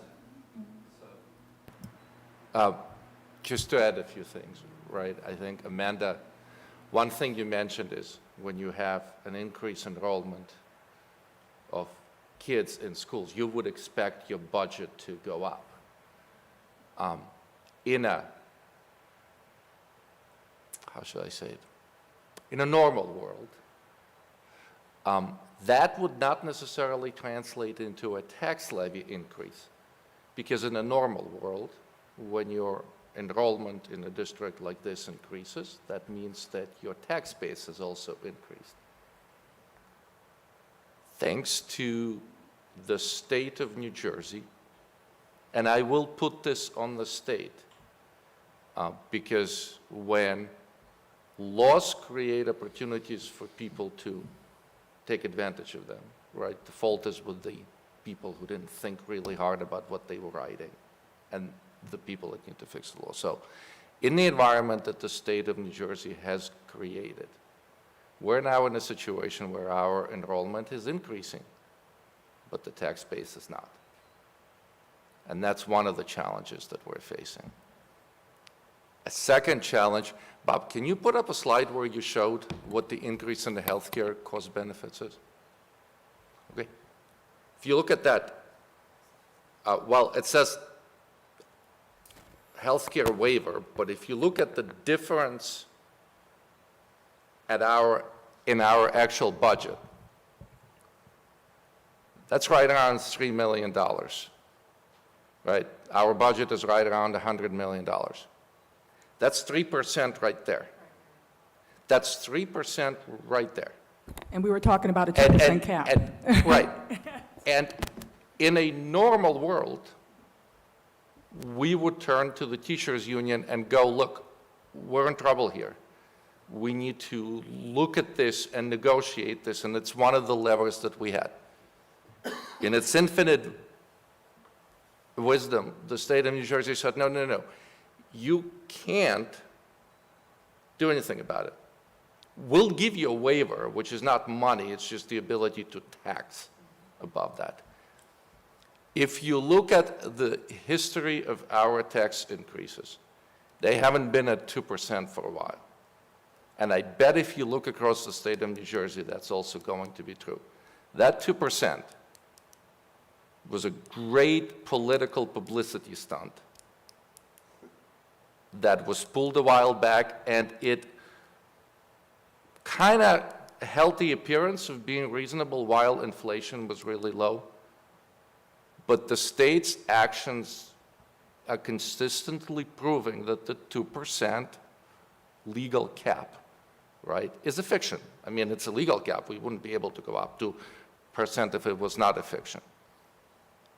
But instead of just calling bullshit on it, they keep giving the districts all these waivers, right? So they keep putting Band-Aids on a problem that is a fundamental structural problem with the way things are funded, while keeping our hands tied and not allowing us to do anything locally either.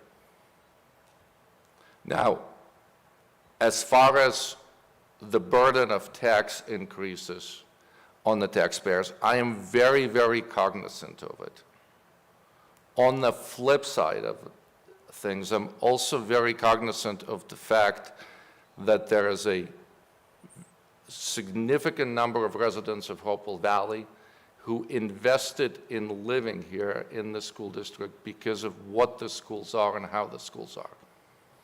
So if we were to go in and make cuts that fundamentally change what the school district is and how we educate our children, then we are betraying the trust that those people made when they invested in the district in the last 10, 20 years. So where is that unpleasant compromise between the two? And I bet everybody's answer is going to be different, right? But or at least I can't speak for my fellow board members. I'm not insensitive to the pain of the tax increases, especially for people who are on fixed income. But at the same time, you know, I do want to maintain this district kind of the way that it's been, the kind of district that it's been for the last 20, 30 years. I don't want to gut it to a point where all it does is provide the minimum education that it is legally required to provide. And even that probably wouldn't get us to 2% this year, right? Because we're starting out at 3% just with healthcare benefits. So and that's why I said there was nothing about the process this year that made me happy. We wound up at a place where it's acceptable to me, but that's all that we have.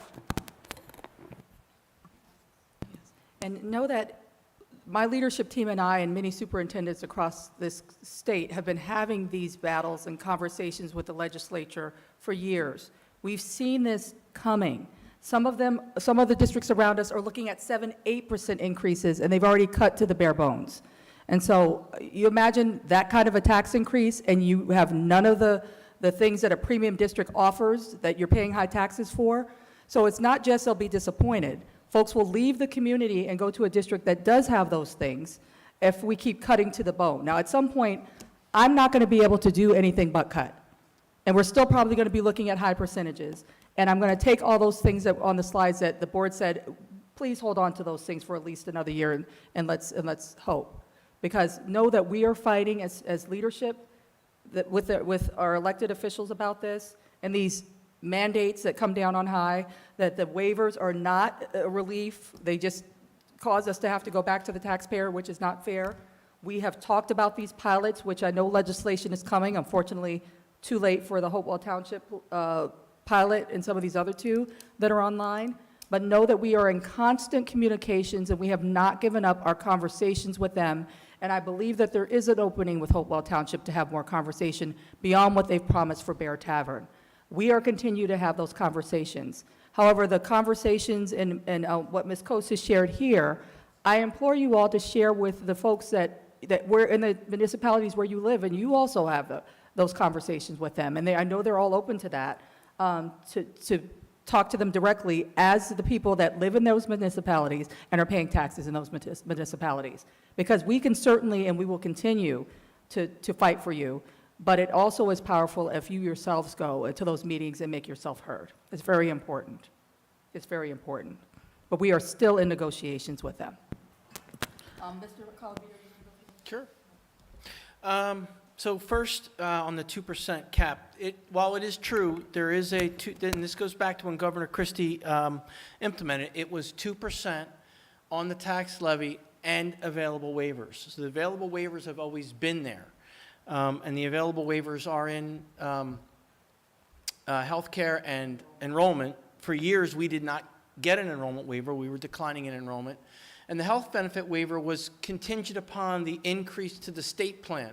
So there were years when the state actually gave a premium reduction and we had a health benefit increase. There was no waiver. The waivers have been available to us for probably the last 2 years.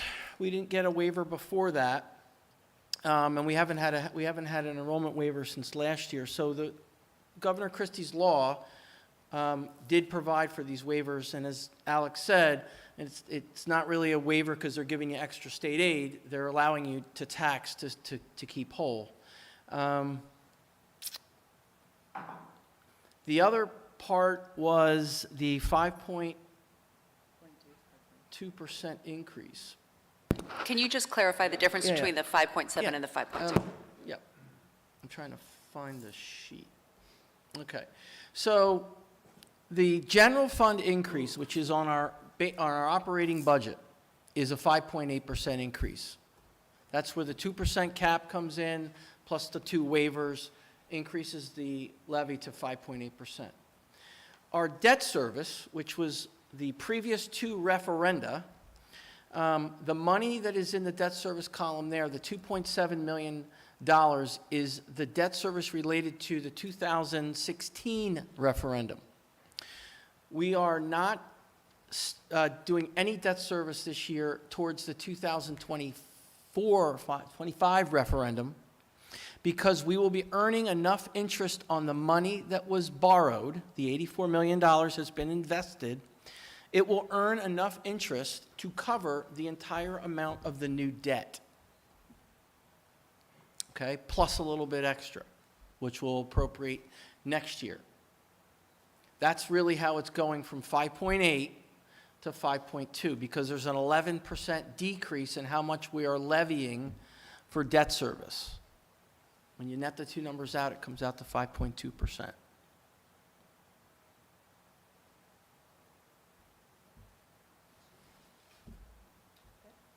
Can I ask sorry. You gotta bring your, Tana, can you bring your, I'm afraid to touch mine. Go ahead, Drew. Some of it's been cutting in and out, but I've been trying my best to keep up and listen to some of the folks who are taking the time out of their evening to talk to us and to make their voices heard. I think, Bob, you touched on this, but I just wanted to reiterate it that the healthcare and enrollment waivers have existed since the Christie administration, and if I'm not incorrect on this, the tiers and thresholds for those waivers have actually gone unchanged in the Murphy administration as well as the current Sherrill administration. And I think on that note, we've seen trends not outside of just healthcare, which, if based on what was on the screen earlier, I think it was 17% increase in from last academic year to this year. But we're also seeing, and I touched on this in our workshop, last week, about how transportation costs are also going up at a rate far greater than 2% or 3% or 5.7%, given that now we have new development that we have to pay for additional buses to pick up additional students in. And so I very much agree with a lot of the sentiment from folks that have come to speak, but also some of our fellow board members who are talking about how this is a state issue. It is not unique to New Jersey. There are other states across the country that are facing the same exact issue with districts having operating budgets and expenses that are far exceeding a state-given tax cap. And I think we have to look at our legislators. I very much agree. Ms. Kosas talked about how there needs to be more effort in engaging with some local and state politicians. There is a bill right now that we have talked about on this board, S-1807, introduced by Senator Singleton in South Jersey, which would specifically earmark dollars in pilots for school districts so that municipalities have a legal obligation to put dollars to school districts, the very issue that Ms. Kosas talked about. So I also want to be clear that, there is legislation out there. There are ideas and bills, but there are also very coordinated lobbying efforts against those bills. So, we obviously have to take a step up and speak to our legislators. I think that's something that the Government Relations Committee has talked about and is planning to engage in. I know we've talked about this with Mr. Peters. About reaching out to our legislators, engaging with them. For us in the 15th, Assemblywoman Reynolds Jackson is the chair of the Education Committee, so any bill related to education funding has to go through the committee that she chairs. We have this unique position of having her as a legislator, but also being one of the most influential districts, not only in the county, but also in the state. And so I just want to say first, I appreciate the folks who came to comment, but I also wanted to just provide some of that additional context from bills that are actively moving through the legislature right now. And unless the state completely redoes its funding formula, which is currently being sucked up by a lot of smaller districts on the shore that have not consolidated and need to consolidate. We're a regional district, and we're a model for a lot of other municipalities in terms of how schools should be running. There's external pressures we're facing, and as frustrating as it is for us to come to you as the public and taxpayers with this much of a tax increase, I am cognizant of that, given that my parents immigrated to this country and came to Hopewell in 2003 and have seen their property tax bills go up year after year after year. But if we are going to maintain the educational services that we do provide to all of our students, I think that we are in a tough position, and I applaud the budget, the finance and facilities folks. I applaud Mr. Colavita for being very transparent and explaining this to all of us. But we are confined by state mandates and a state that has been unwilling to act on many of these issues. And I don't really know what's going to happen in the coming years if none of these are addressed. So it's going to take all of us as a community to come together, to advocate for the bills we want to see, to advocate to our local government to get pilot dollars into our district, and to continue working together on this front.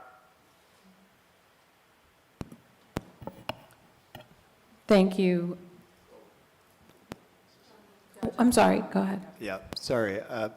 I will not be as eloquent as any of my colleagues on any of these topics, but did want to thank Mr. Byrd for coming out and our other speakers, of course, because I'm totally empathetic to the conversation and appreciate, like my colleagues mentioned, certainly not an easy discussion to arrive at those numbers. But at the end of the day, I think Alex referenced this, right? People move here. We moved here. A lot of people did for the educational experience. And I think that's, our job here is to make sure that that continues moving forward. I guess my question, and Mr. Colavita might know this off the top of my head, but if we did stick to that 2% cap, as we know, that is not realistic. We're looking at my quick back of the envelope, something like $5 million less or something like that to spend, even more than that, right? So I guess my point would be, I appreciate all the perspective. However, it's just not reasonable to try to hold to that and also continue providing the experience that I know that our parents are looking for here in this school district. But I just wanted to say thanks for the comments. Well, if I can just say, there are districts that have held to that, and they're in the news. The Toms Rivers and these folks that have basically, not been able to pay their bills, and they've not been able to strike a budget because they have not just realized the obvious, and the board said, no, we're going to stay flat, and they've gotten to where they can't pay their bills. And the state's answer to that is, you had the mechanisms to deal with that, and you didn't, right? And so what they do is you go to 2% and you can't pay your bills, and they come in and impose it on you anyway. That's what happens.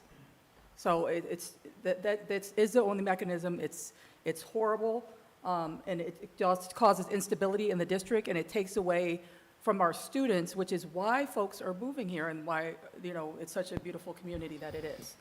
So we just have to be as responsible as we can, knowing that this cannot continue, right? So we have to all figure out together, and that's talking, what Mr. Capati was sharing is that the board members have a government relations committee where we are doing just that. We are reaching out to our representatives, but the more voices that they hear, right, the better it is. My union is also doing that, or my association, I should say, is doing that. The superintendents, all the associations are doing that. So we're all pushing to try to get this change to come about, because it's not just the pilots. There's lots of ways, things that they can do to consolidate costs in education that are just need to happen. And we've been talking about them for years, and these are things that need to happen sooner than later, because we can't continue with this. We just can't. Yeah, and I would like to just add one thing. I think myself and Ms. Williams-Galliano are in a unique situation in that all of our children have already been through the district. And I sit on this board speaking on behalf of other people's children. And I also sit on this board speaking on behalf of almost a senior citizen who's looking towards retirement and would like to stay in Hopewell. And so I see both sides of this and all of the different sides.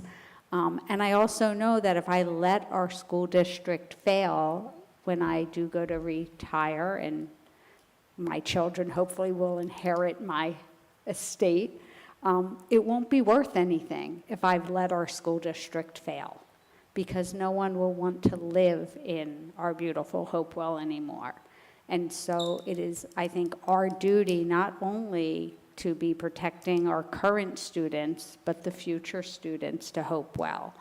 And so looking not only to today, but as Dr. Therese has stated, what does next year look like and the year after? And how do we ensure that we're not cut until there isn't a district anymore and we are not serving our students? Yeah, thank you everyone for your comments and again, from the public participation. I think that the last thing we'll say before we wrap up public comment is that the conversations that we're having today are in the context of 2 and 3 years out. It's not, we've had the rip the Band-Aid off conversations, which could look like no sports, no theater, fewer clubs, and things that are really significant to how our children move through their day. And so trying to signal to the community that change is coming over the next 2 or 3 years is certainly the message. But while change to maybe programming or other things might come, they might look a little different, right? We're used to, and I'm not hitting on the sports because that's the obvious thing, but I'm hitting on the sports because it's something that a lot of districts have chosen to make changes in. You know, we can look at different ways of running our programs that don't require transportation, as much transportation, and things like that. Those are the types of adjustments we want to be making as opposed to taking something completely out. And so it has been a very active conversation and asking of the administration to keep looking and keep looking. So no one is quote unquote happy or comfortable, but we will continue to be a collective advocate for both our retirees in their community as well as parents and families and most importantly, our kids. So we will communicate with you as we're having conversations with the boroughs and the townships. We're actively working on setting up ongoing meetings with each of our colleagues in the committees to continue to update on how growth is happening in the district and what are we noticing, you know, as it happens. What are the things we are unexpectedly experiencing, like the strange tight parking lot situation that calls for another bus run, right? So as we're planning new locations with more houses, how can we think more broadly about buses moving through the space and et cetera? So the dialogue is going to continue. Most importantly, we want you all to advocate alongside us with our elected officials at the State House. And we are committed to not taking the easy route and just saying, you know, let's increase the budget or stay flat. So with that, I'm going to move us on, but again, just appreciate immensely the discussion.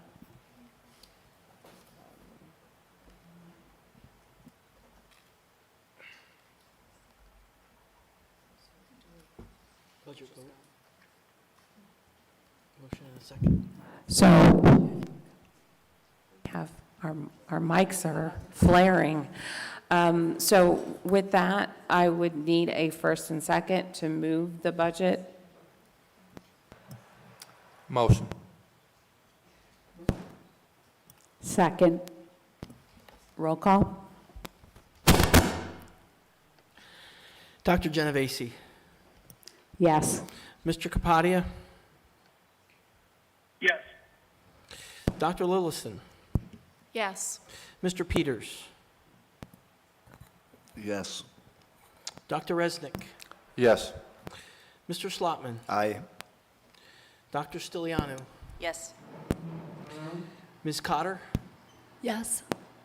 And Ms. Williams-Galliano. Yes. Motion carries. Thank you. Thank you, Dr. Treese, and the administration in total for your work. I know that was a lot we asked of you, and we'll continue to do that. Okay. Moving on, I need a first and second to approve the consent agenda items. Motion. Second. All in favor? Aye. Any opposed or abstaining? Seeing none, all consent agenda items are passed. We're going to move into committee updates and reports. Anything new to add from finance and facilities? Yeah, I think we've spent a considerable amount of time over the past two public meetings talking about everything we're talking about at the finance level. We'll just turn everybody's attention to, I think, 3 contract awards, bid awards and contract awards on the agenda for tonight. One is regarding a upgrade of our phone systems. Is that correct, I believe? Yes, our phone systems. And then the other 2 bid awards have to do with part of our referendum discussions. I don't know if any of my fellow board members had any questions on any of those items. I'd just like to point out that we did award the first 2 bids, one for a partial roof replacement at Timberley Middle School, and the other one for partial roof replacements here at the high school and at Stony Brook. And those bids all came in with good contractors and under budget right now. So we will be maintaining a tally of budget bids and which ones are over, which ones are under. And as we said, anything that isn't spent does go back to the taxpayer as tax relief. But in a referendum of this size, you're going to probably get some that are over and some that are under, and hopefully they net out. But right now, positive, going out early is key. Great.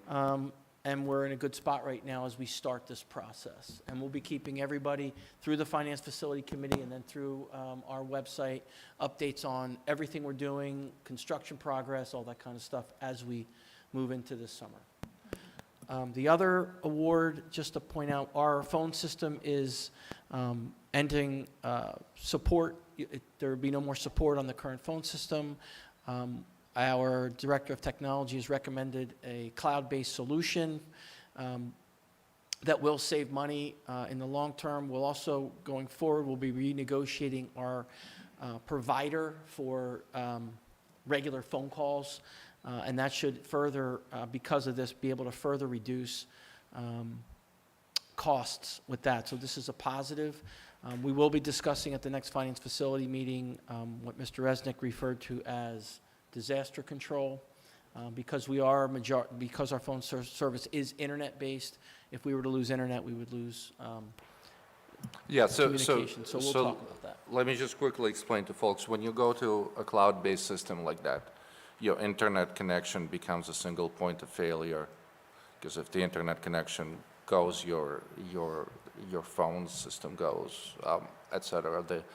The advantage of systems like this is because they're in the cloud, when a failure like that happens, you can configure them to reroute calls, at least certain calls, to people's mobile phones, to alternate phone numbers, et cetera. What you need to do that is put together a disaster recovery plan and then go and execute, essentially translate. So the plan would say, hey, if the internet goes, these calls will go to this person, these calls will go to that person. And then you execute that as policies into the system. I asked that we start a discussion on that. I don't know if district has one or doesn't have one, but we will need to either update it or put one together as we go forward with this. Very well. Okay, seeing those three items called out separately, we need a first and a second and a roll call vote. Motion. Second. Roll call, please. Mr. Kapadia. Dr. Lilliston. Yes. Mr. Peters. Yep. Dr. Resnick. Yes. Mr. Slotman. Aye. Dr. Stiliano. Yes. Ms. Cotter. Yes. Dr. Genovese. Yes. Ms. Williams-Galliano. Yes. Motion carries. Very well. Moving on to personnel. Thank you. We have kind of the details here in our agenda, but we're certainly that time of year where we start to hear from many of our excellent longtime staff of some upcoming retirement plans. And so I do have a few I want to mention here. You'll see we have Regina Finn from Tollgate, who's been with us since 2000. We have John Zalit, who's at our high school, who's also been with us since 2000. We have Alicia Smith from Tollgate, who's with us from 2001. Deborah Nutt, who's over at Stony Brook, who's been with the district since 2002. Michelle Dungan from Timberlane, who's been with the district since 2004. Carolyn Baker, who's over at Stony Brook, also has been with us since 2004. And then we have Lori Kavanaugh over at Central High School, who's been with the district since 2005. So I wanted to give them a special thank you for their time and service. You'll also see we have some additional appointments and adjustments We have a fair amount of teachers out, not just teachers, staff as well, out on leave of absence, many for pregnancy leaves, and so that's both wonderful and means we need to have coverage for them. So you'll see we have some appointments here both for a few long-term substitute teachers so that we have some consistency in that coverage.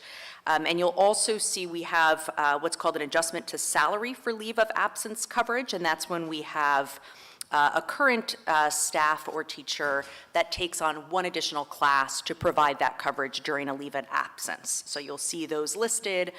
In addition, we have some approvals for new substitute teachers at the district. And so if there are any questions, we can answer them, and otherwise I believe we need a roll call. We need motions to move to vote. Motion.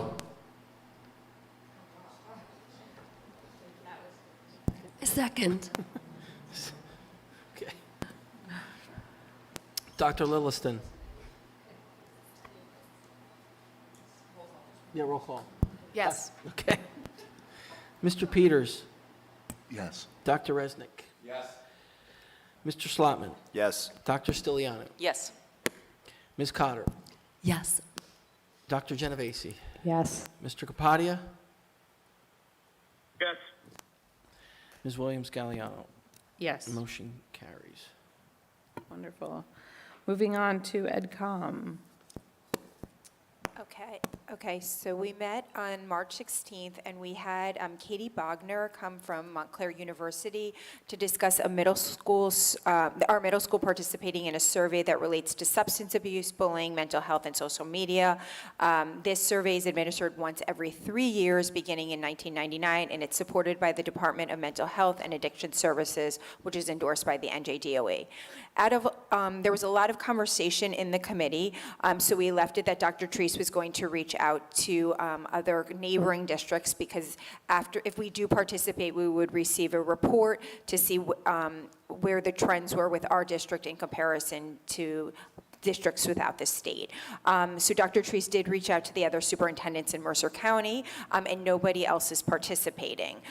Given that, and also we had a conversation about how this survey seems to be very similar to the survey that we send out every 3 years in collaboration with the Hopewell Valley Municipal Alliance, we decided not to participate in the survey. Then, as noted last month in regard to the NJ.com ranking report, it was identified that there would be a focus on TMS's NJSLA in regard to ELA growth, and math proficiency, as well as Tollgate's ELA growth. Matt Aron, the supervisor of STEM, presented at the February Ed program about this. So continuing this conversation, we had Dr. Mary Pankos, our supervisor of secondary ELA and social studies, review the NJSLA scores for spring 2024 and 2025. She identified trends by grade level. So for example, the current 8th graders had a 25% meeting expectations in grade 6, but then in grade 7, they rose to 38%. By grade level, she also reviewed the areas of foundation, strength, growth, writing priority, and integration skills. Dr. Pankos shared the results of our common lit benchmarks from the fall and winter test administration. She noted that some areas of growth included analysis of nonfiction. Her hope is to support non-ELA teachers with interdisciplinary reading strategies, and moreover, she wants to continue to work on writing skills. The writing strategy, Think SRSD, which we implementing in grade 6 currently, is going to roll up to grade 7 next year. And she will be providing additional support through a quill that we recently purchased, as well as professional development. In addition, Mr. Wolfing and Ms. Laurie discussed the NJSLA at Tollgate. Mr. Wolfing reviewed the evidence statements in terms of standards and explained SGPs by grade level, and then Ms. Laurie discussed what Tollgate was doing to help support teachers and students. So some of the things she highlighted was that teachers review the NJSLA scores, the universal screening data, curriculum and assessments, and develop targeted instruction to support individual students, both in terms of their what I win or their what I need groups and resources. She also discussed how reading, informational text, and writing expression has been identified as an area of growth, and she's working with teachers on providing consistent feedback, using rubrics to pull small groups, and encouraging PD by the teacher leaders. I know that was a lot in a short time. But I'm going to, at our next board meeting, kind of take all of the data that, or all of the supports that were discussed in the February Ed program and the supports that were discussed in the March Ed program, and just put it into one presentation that I will present at the board. Any questions? Thank you. Dr. Blitzen. I had a quick question. So at the beginning of this year, we integrated the SEL committee into the Ed program committee. And so I'm no longer on Ed program. So I was wondering if you could share, or maybe Ms. DiNardo could share, or Alex, I think you're the chair, about how you're integrating those conversations, particularly as they relate to data and some of the things we saw early in today's meeting, into the Ed program committee. So anyone can feel free to jump in, but I have to say that as we're talking through a lot of these, Dr. Genovese is very cognizant of that, and she continuously brings up, like, how is this going to affect the students both socially and emotionally? I know right now it's been really heavy in the academic component, but throughout the year we will be having, like next month, Corey Rutt will be presenting about like the Tier 2 Character Strong. So it's kind of being as infused as the months go on. So some might be more academic, some might be social emotional, some might be a mixture. I was not able to attend the meeting, the educational meeting, so I wasn't there last week, but I'll be at future ones. No, that's great to hear. I just wanted to make sure we didn't lose sight of them as we integrated those committees together. So, Yeah, I don't think we lost sight. I think we had given the administration, Vicki in particular, but the administration more broadly, the task of digging into those numbers.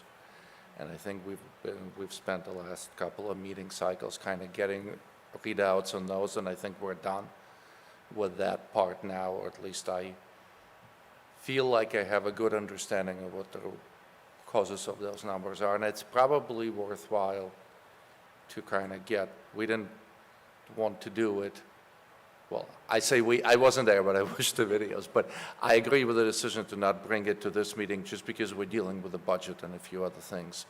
But there's a plan to do a readout of what the root causes of some of that stuff that appeared on NJ.com in the next meeting. And then we'll be able to kind of move on to other things. thank you. Great question, though. Yep.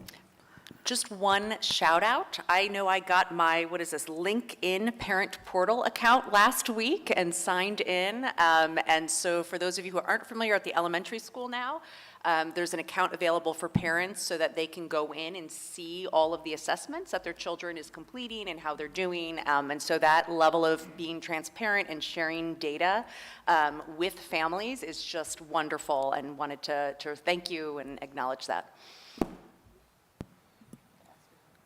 Awesome. Yeah.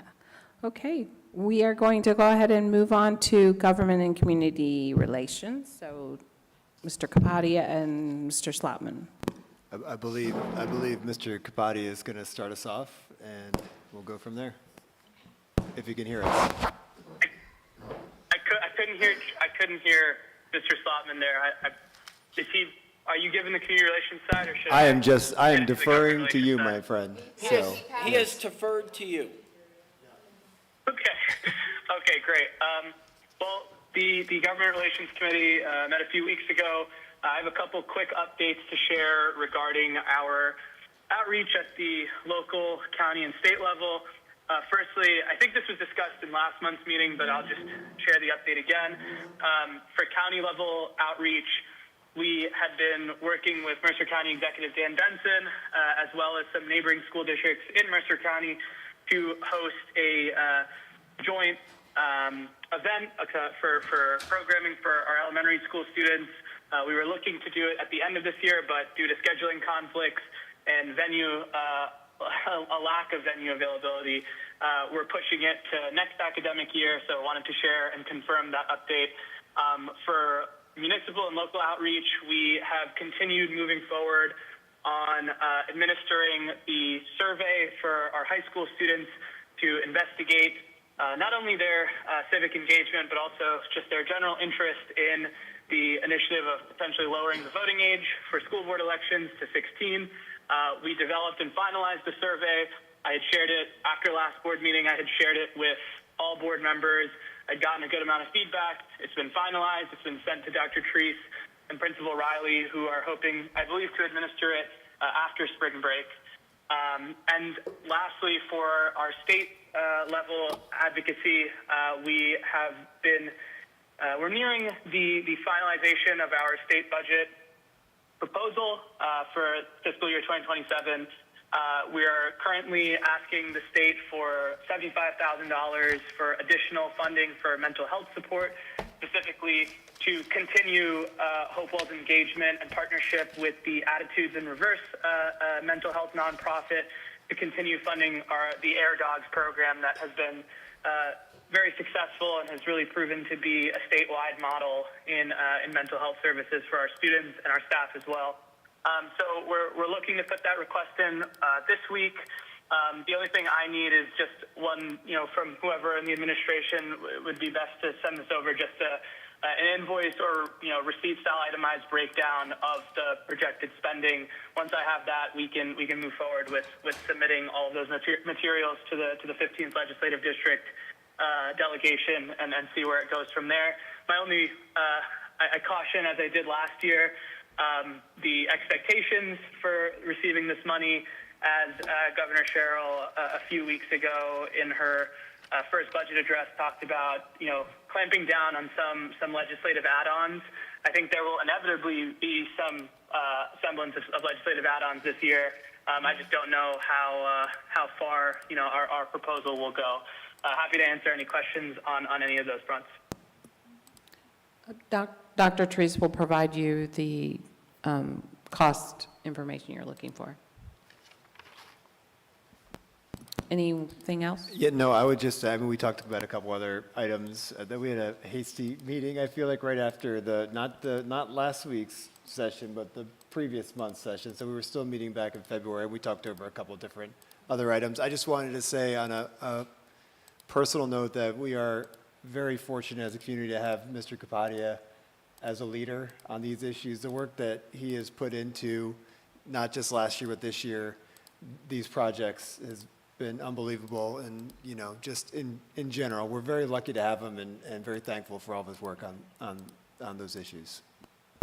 Yeah, I just wanted to jump in and say ditto, because I think when we did this last year, and hopefully Mr. Kapadia can hear me, one of the things I said to him is, please think about how you can create templates and processes so that if you ever leave us, and we hope you don't, we have all those things that we need in place to be able to put these state budgets asks in, which may not seem like a lot of money, but they do go a little bit of way in alleviating some of the budget pressures that we're facing. So he did that. He circulated it, and it looks amazing. So huge thanks, Mr. Kapadia. Really appreciate it. I think you've created something that's sustainable for us and is going to be helpful into the future.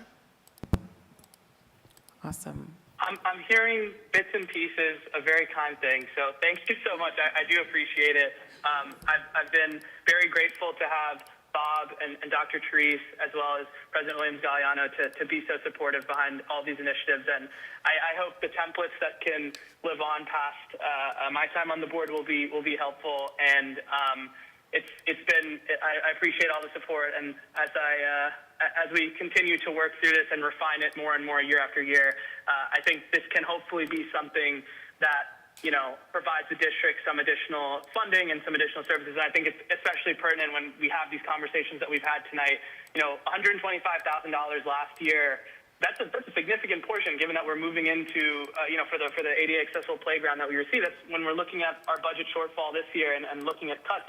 These are important dollars that can flow in and can hopefully help our district. And, other districts benefit from it because they've got advocates and because they've got their own, connections to legislators or the state. And, I think it's high time that our district, uses those same connections and uses those same processes. And, I also want to give my thanks to the 15th Legislative District delegation for being so supportive and actually going through with supporting Hopewell's asks last year and hopefully this year as well. Awesome. Okay, moving on. Dr. Genovese, do you have any climate action? Gotcha, okay. Moving on, Dr. Lilsden, policy? Okay. So the policy committee met on March 6th, and we discussed 3 policies and 3 regulations that are up for first reading tonight, as well as 1 policy and 1 regulation that are up for first reading abolishment. So can I have a motion and a second to bring policy and regulation 2535, library material, policy and regulation 9130, public complaints, policy and regulation 2530, resource materials for first reading, and policy and regulation 3432, sick leave for first reading abolishment? So moved. Second. Okay, great. So hopefully everyone had a chance to look at the policies and regulations that are up for first reading today. All of them concern our district's implementation of the Freedom to Read Act. So the Freedom to Read Act is a state law that became effective in December 2025, and it requires districts to adopt a policy as well as procedures related to the curation of library material, to establish criteria for the removal of existing school library material, and to provide protections against attempts to censor school library material.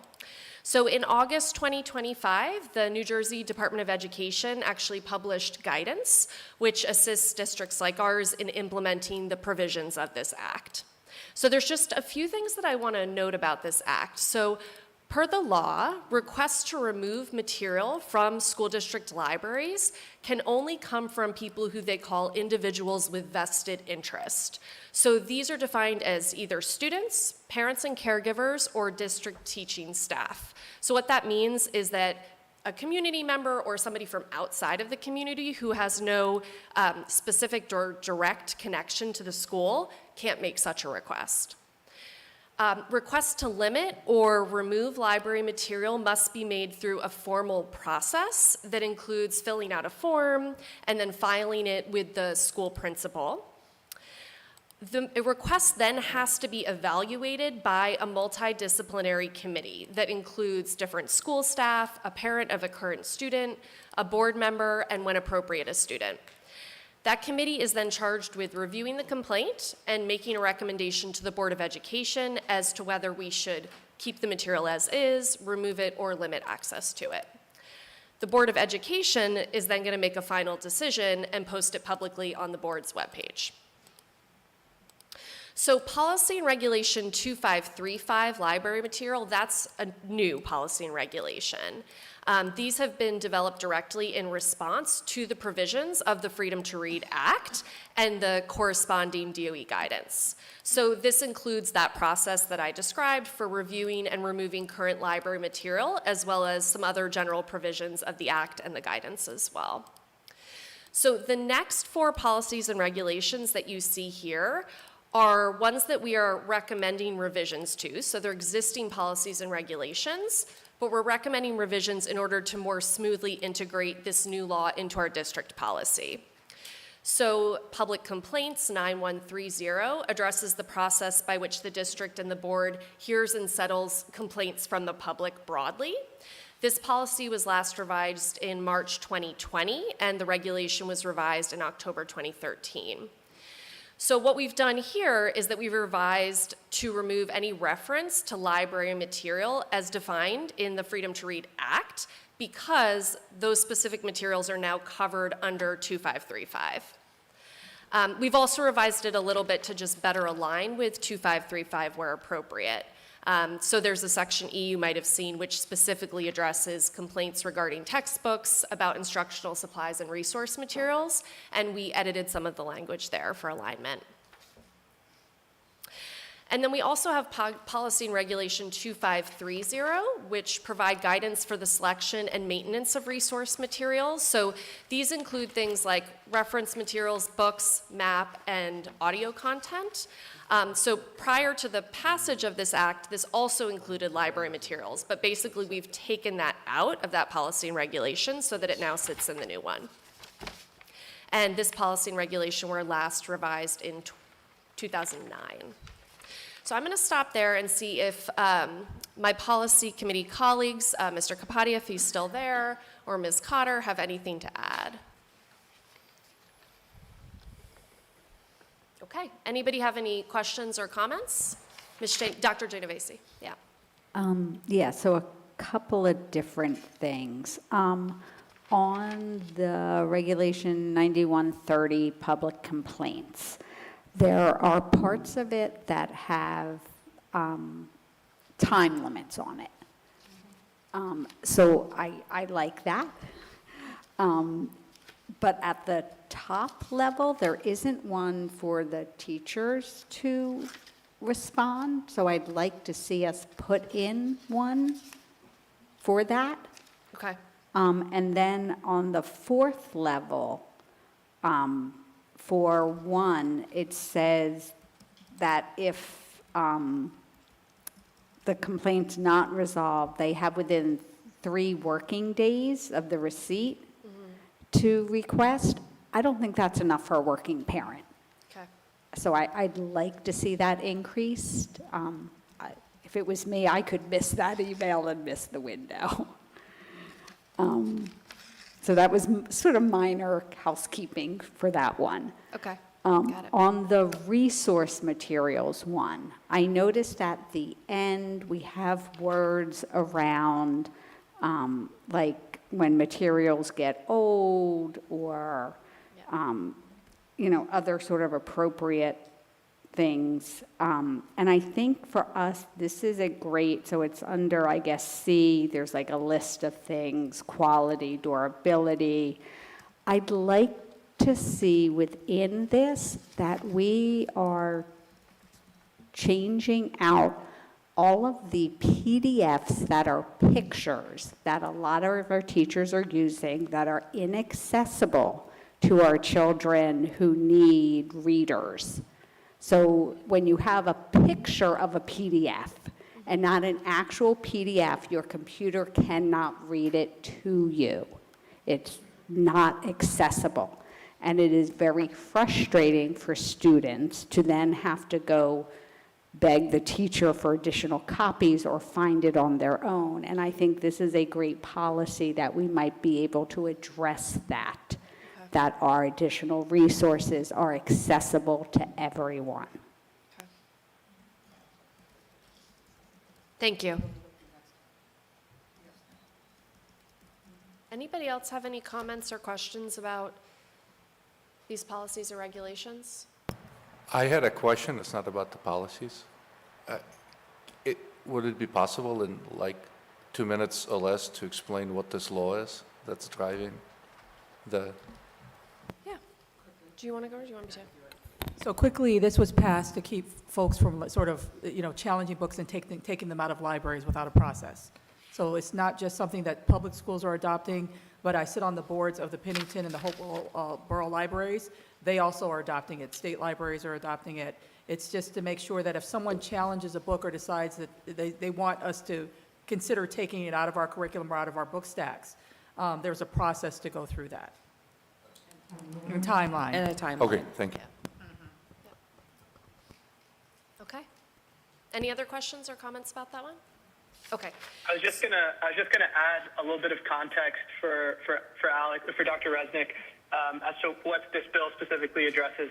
I actually worked for Senator Zwicker, and this was his bill, so I kind of weird to be on the other end of it now, implementing it at a school board level. So it's a cool experience. But really the big driver behind it was not only in New Jersey, but in a lot of states across the country, there were book ban requests that were coming into districts that were targeting librarians, and they were coming from out of state or out of district. So there were groups from, let's say, Pennsylvania or Texas that were coming to New Jersey districts and saying, we don't want your district teaching X, Y, and Z. And what a lot of school boards and a lot of school districts did not have in place was infrastructure and a process on how to actually adjudicate that book ban request. And so what the bill does is it really creates a very lengthy and detailed process with a lot of folks involved to make sure that the process is transparent as well as, you know, responding to the community needs. And the other portion that it adds that is a major component of the law and as well as our policy and regulation is that the folks that are requesting curriculum to be removed or challenging a specific learning resource, they have to come from the community, which was really a big provision to include. So just wanted to give that additional background. Okay. Thanks, Drove. That was actually very helpful. Thank you. Okay. And then up for first reading abolishment, we have policy and regulation 3432, sick leave. So this is really just a housekeeping abolishment. So in 2023, there was a new law that addressed requirements for sick leave for school district employees. And we actually integrated those into our policy. But that at that time, we did not abolish 3432 sick leave. So asking you to do so at this time. Okay. So all in favor, say aye. Aye. Any opposed or abstaining? Okay. Thank you, Dr. Lilston. Yep. Okay, just a few things. Let's go ahead and do first and second for the calendars for March and April. Do violence and vandalism. We forgot to do that. I know. Oh, I'll do it come first. back to it. First and second for calendars? First and second. Second. Put him down for first. I'm second. Right, we do have a long gap between this meeting and our next meeting, which is the 27th of April. So we have a wide open calendar for committees. So we've got personnel. We'll do that one. It's always easy. April 27th, 6 o'clock p.m.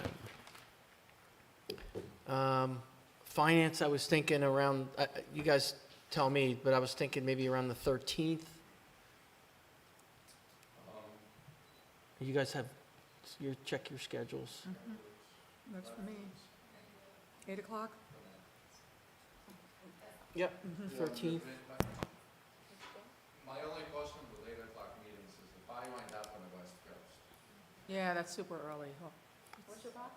and I never know if I wind up in the You'd probably just be getting in at that time. What time would you want?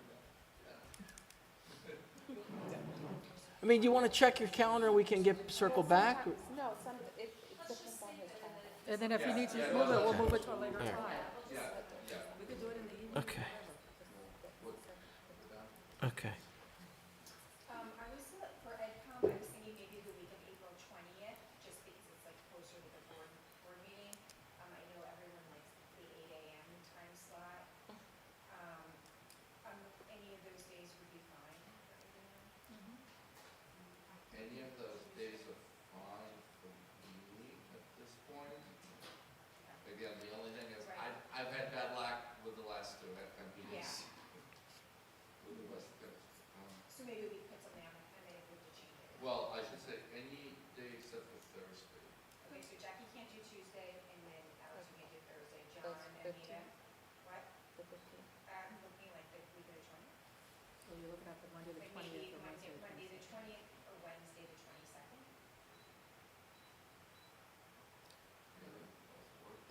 The 22nd doesn't work. Wednesday the 20th. Okay. 20th at 8. Thank you. Can I actually recircle back? Because I just looked and I have a doctor's appointment on the 13th. Can we go to the next week? I can't. So what do you want to do instead? Does anytime later that week, the 15th, 16th, Well, you already took the 20th, 21st, 22nd. Anything but Thursday, I was standing. Let's do tax day, 15th. 15th, perfect. Yep, 15th. Good. Vicki is the 20th. 8 o'clock? Policy? Policy, could we have, do you want to do the 10th, the morning of Friday? Well, that's the week after we get back. Yeah, that works. Yeah, that works. Time, Rosetta? Friday the 10th. 8. And what about Drew? Can you hear us? Drew, can you hear us? Asking policy. Policy, April 10th. April 10th at 8. Yep, that works. And then, Drew, while you're there, government and community relations. John? I'll let John take lead on that, and I can just say yes or no. I need a microphone for this, probably, yes. Dr. Treese? How's a day, an 8 a.m. for you, 9 a.m., something like that? What day are you thinking? I mean, I don't have any travel currently scheduled, so I could be pretty flexible, I think. So you want to do it 8 a.m.? Do you want to do it, well, if we're sticking to that week, we can do it the 8th? Wednesday the 8th? Does that work for you, Drew? The 8th, Drew. What was the date? Wednesday, the 8th. At 8 a.m.? Yeah. Yeah, that works. Okay. How about you, Dr. Soriano? Okay, so that works for everyone? And then you? Yeah. Oh, okay. I appreciate it. I think that's it. All in favor? Any opposed or abstaining? I'm going to request a first and a second to accept the earlier special, the violence and vandalism report. Accepted it. The The violence report and that we did earlier, that Tana. We didn't and accept Corinne- it. We never accepted it. Do we need a first and second? Back to the order. First. I second. I said I second. Making you, Aw. somebody help her out. All in favor?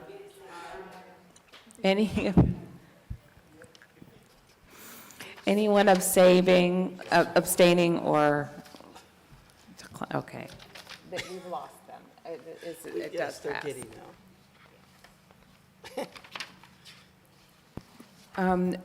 A few new business items to go over. This is mostly for the board at large. We will be having in May's meeting a presentation from Mary Ann Freeman, who's our field rep from NJSBA.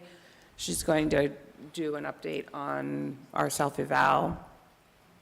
Pam and I have already reviewed it and had some discussions about what our hopes are in terms of moving the board forward, but we'll have that at our next meeting.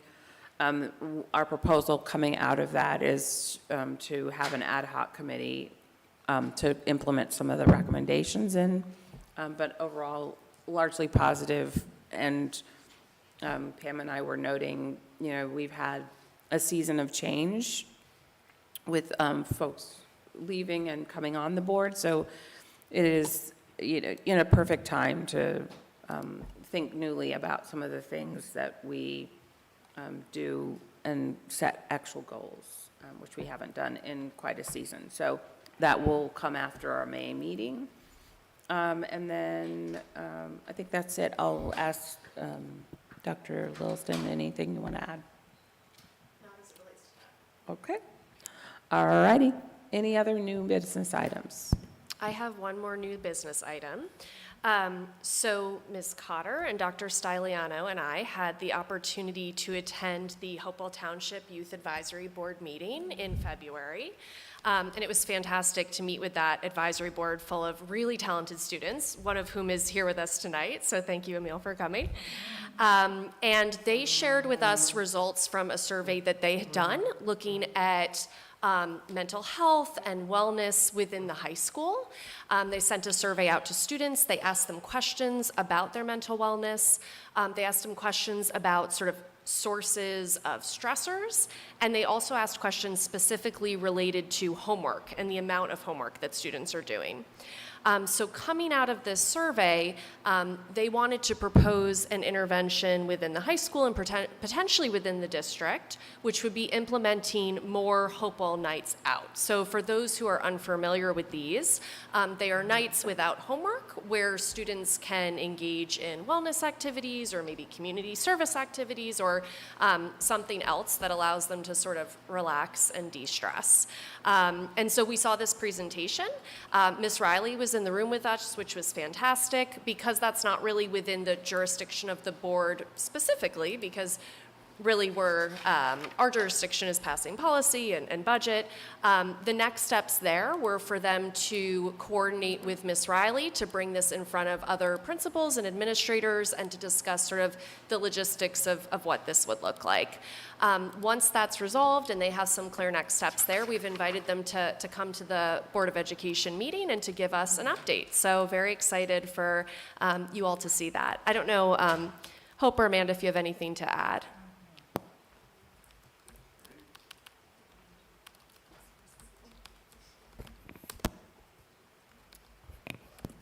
It's always exciting when we get to visit our kiddos and in action.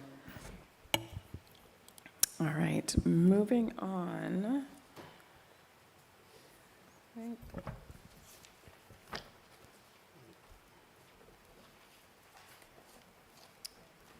We're going to move into our last public comment this evening.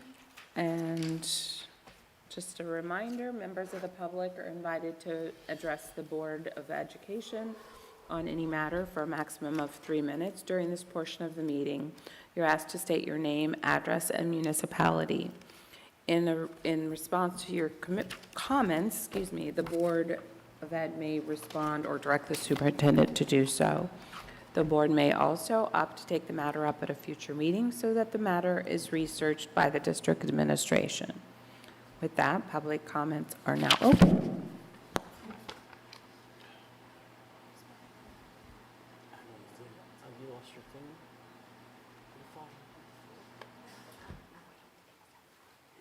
Sylvia Kosis, Pennington Borough. I just have one question on the Freedom to Read Act, if you could clarify, because I think I heard two different things. One person said that only a parent or a caregiver, a student or a teacher could bring a complaint, but Mr. Kapadia said it could come from the community. So I think I need a little clarification on that. I understand you don't want people coming from Pennsylvania or Texas, but a taxpayer living in the Hopewell School District who may not have children here currently, maybe they've graduated or they're not in school yet, it seems restrictive to not allow them to bring that. My second is what we were talking about with pilots. It's an empty room. Obviously, we're not making very much headway in getting people to understand this issue, or they're just thinking they're not going to be heard. And to be honest, tonight was probably the first time I think I heard board members speak honestly about pilots.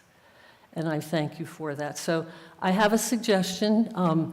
Yes, it's a legislative issue. Can the board encourage the Hopewell Township Committee members to come to a public meeting where we will not be constrained by the 3-minute rule and the inability to have any feedback? I have talked in front of the public comment time at the Hopewell Township. There's no rebuttal, it's 3 minutes, and you have 2 opportunities, the same as here. It doesn't work.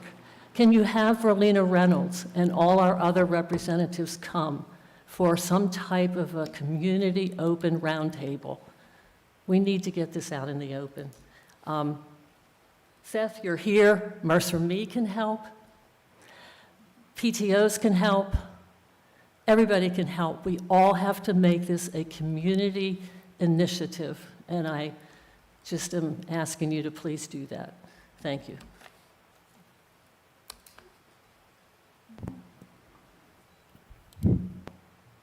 So, thank you for, oh, we're still.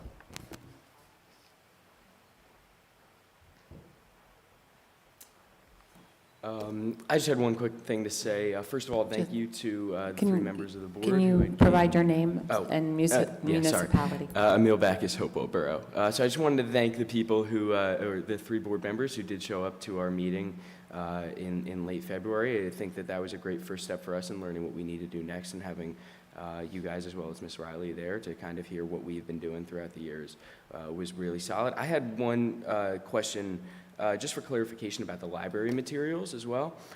So I totally agree with trying to limit people from outside of the community making suggestions and complaints to how we handle our library materials. My question related to that was there was an issue earlier in this school year involving what I believe is the Fellowship of Christian Athletes at Hopewell Valley Central High School.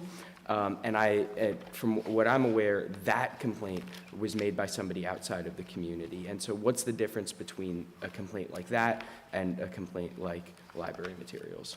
Thank you.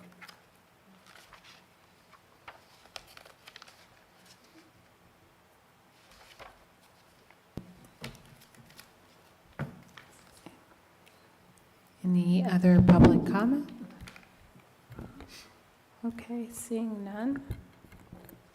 So I can respond to the question for Ms. Kosas. Thank you for bringing that up about the individuals of vested interest. So that's actually defined in state law. It is not community members. I think that was a little bit of a misspeak there. But it's defined as teaching staff who are employed by the school district, any parent or guardian of a student enrolled in the school district currently, and then any student enrolled in the district. And it's written into state law, so that's where that definition comes from.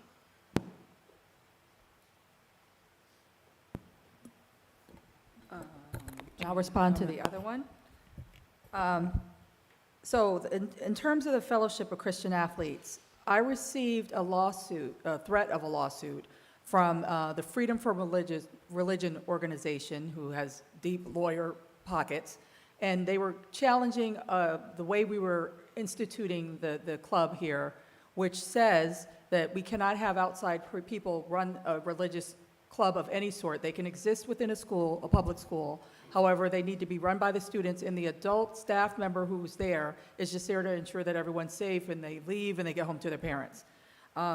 I'm not sure who complained, but it probably was somebody internally who did that, somebody who does go to school here or is part of our community. But the bottom line is I got the lawsuit. I went to the board's attorney, actually, who said, no, you are not following regulations. You cannot have someone from the outside come and supervise the club. So what's happening now is we're working through the lawyers of everyone to try to come up with something that works for all of us. The organization, making sure within the rules of the way religious clubs have to run in public schools, but also making sure that we don't get ourselves involved in a lawsuit that we will lose, because we're not supposed to be doing that. So we're still working through that, and hopefully we can come to a resolution, but that's not something that Hopewell came up with. It's really something that we were doing that wasn't lawful. So thanks for asking. That's a good question. Can I just quickly comment on one thing? Is that okay? Oh, sure. Go ahead. I was going to just comment on Ms. Kosa's suggestion about a public forum. That would be lovely. We always invite, but I also hear expanding that invitation beyond our regional communities. So we can probably take that to committee, the Government Relations Committee, and talk about that.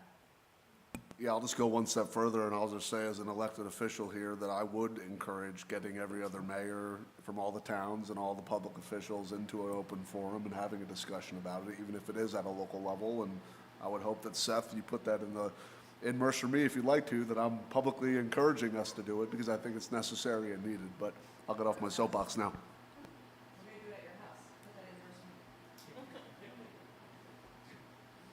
Okay, with that, we're going to close public comment number 2 and move on. I need a first and second to move us into executive session. Second. All in favor? There will be no action taken, but we will be discussing HIB and also superintendent contracts, yeah. All right.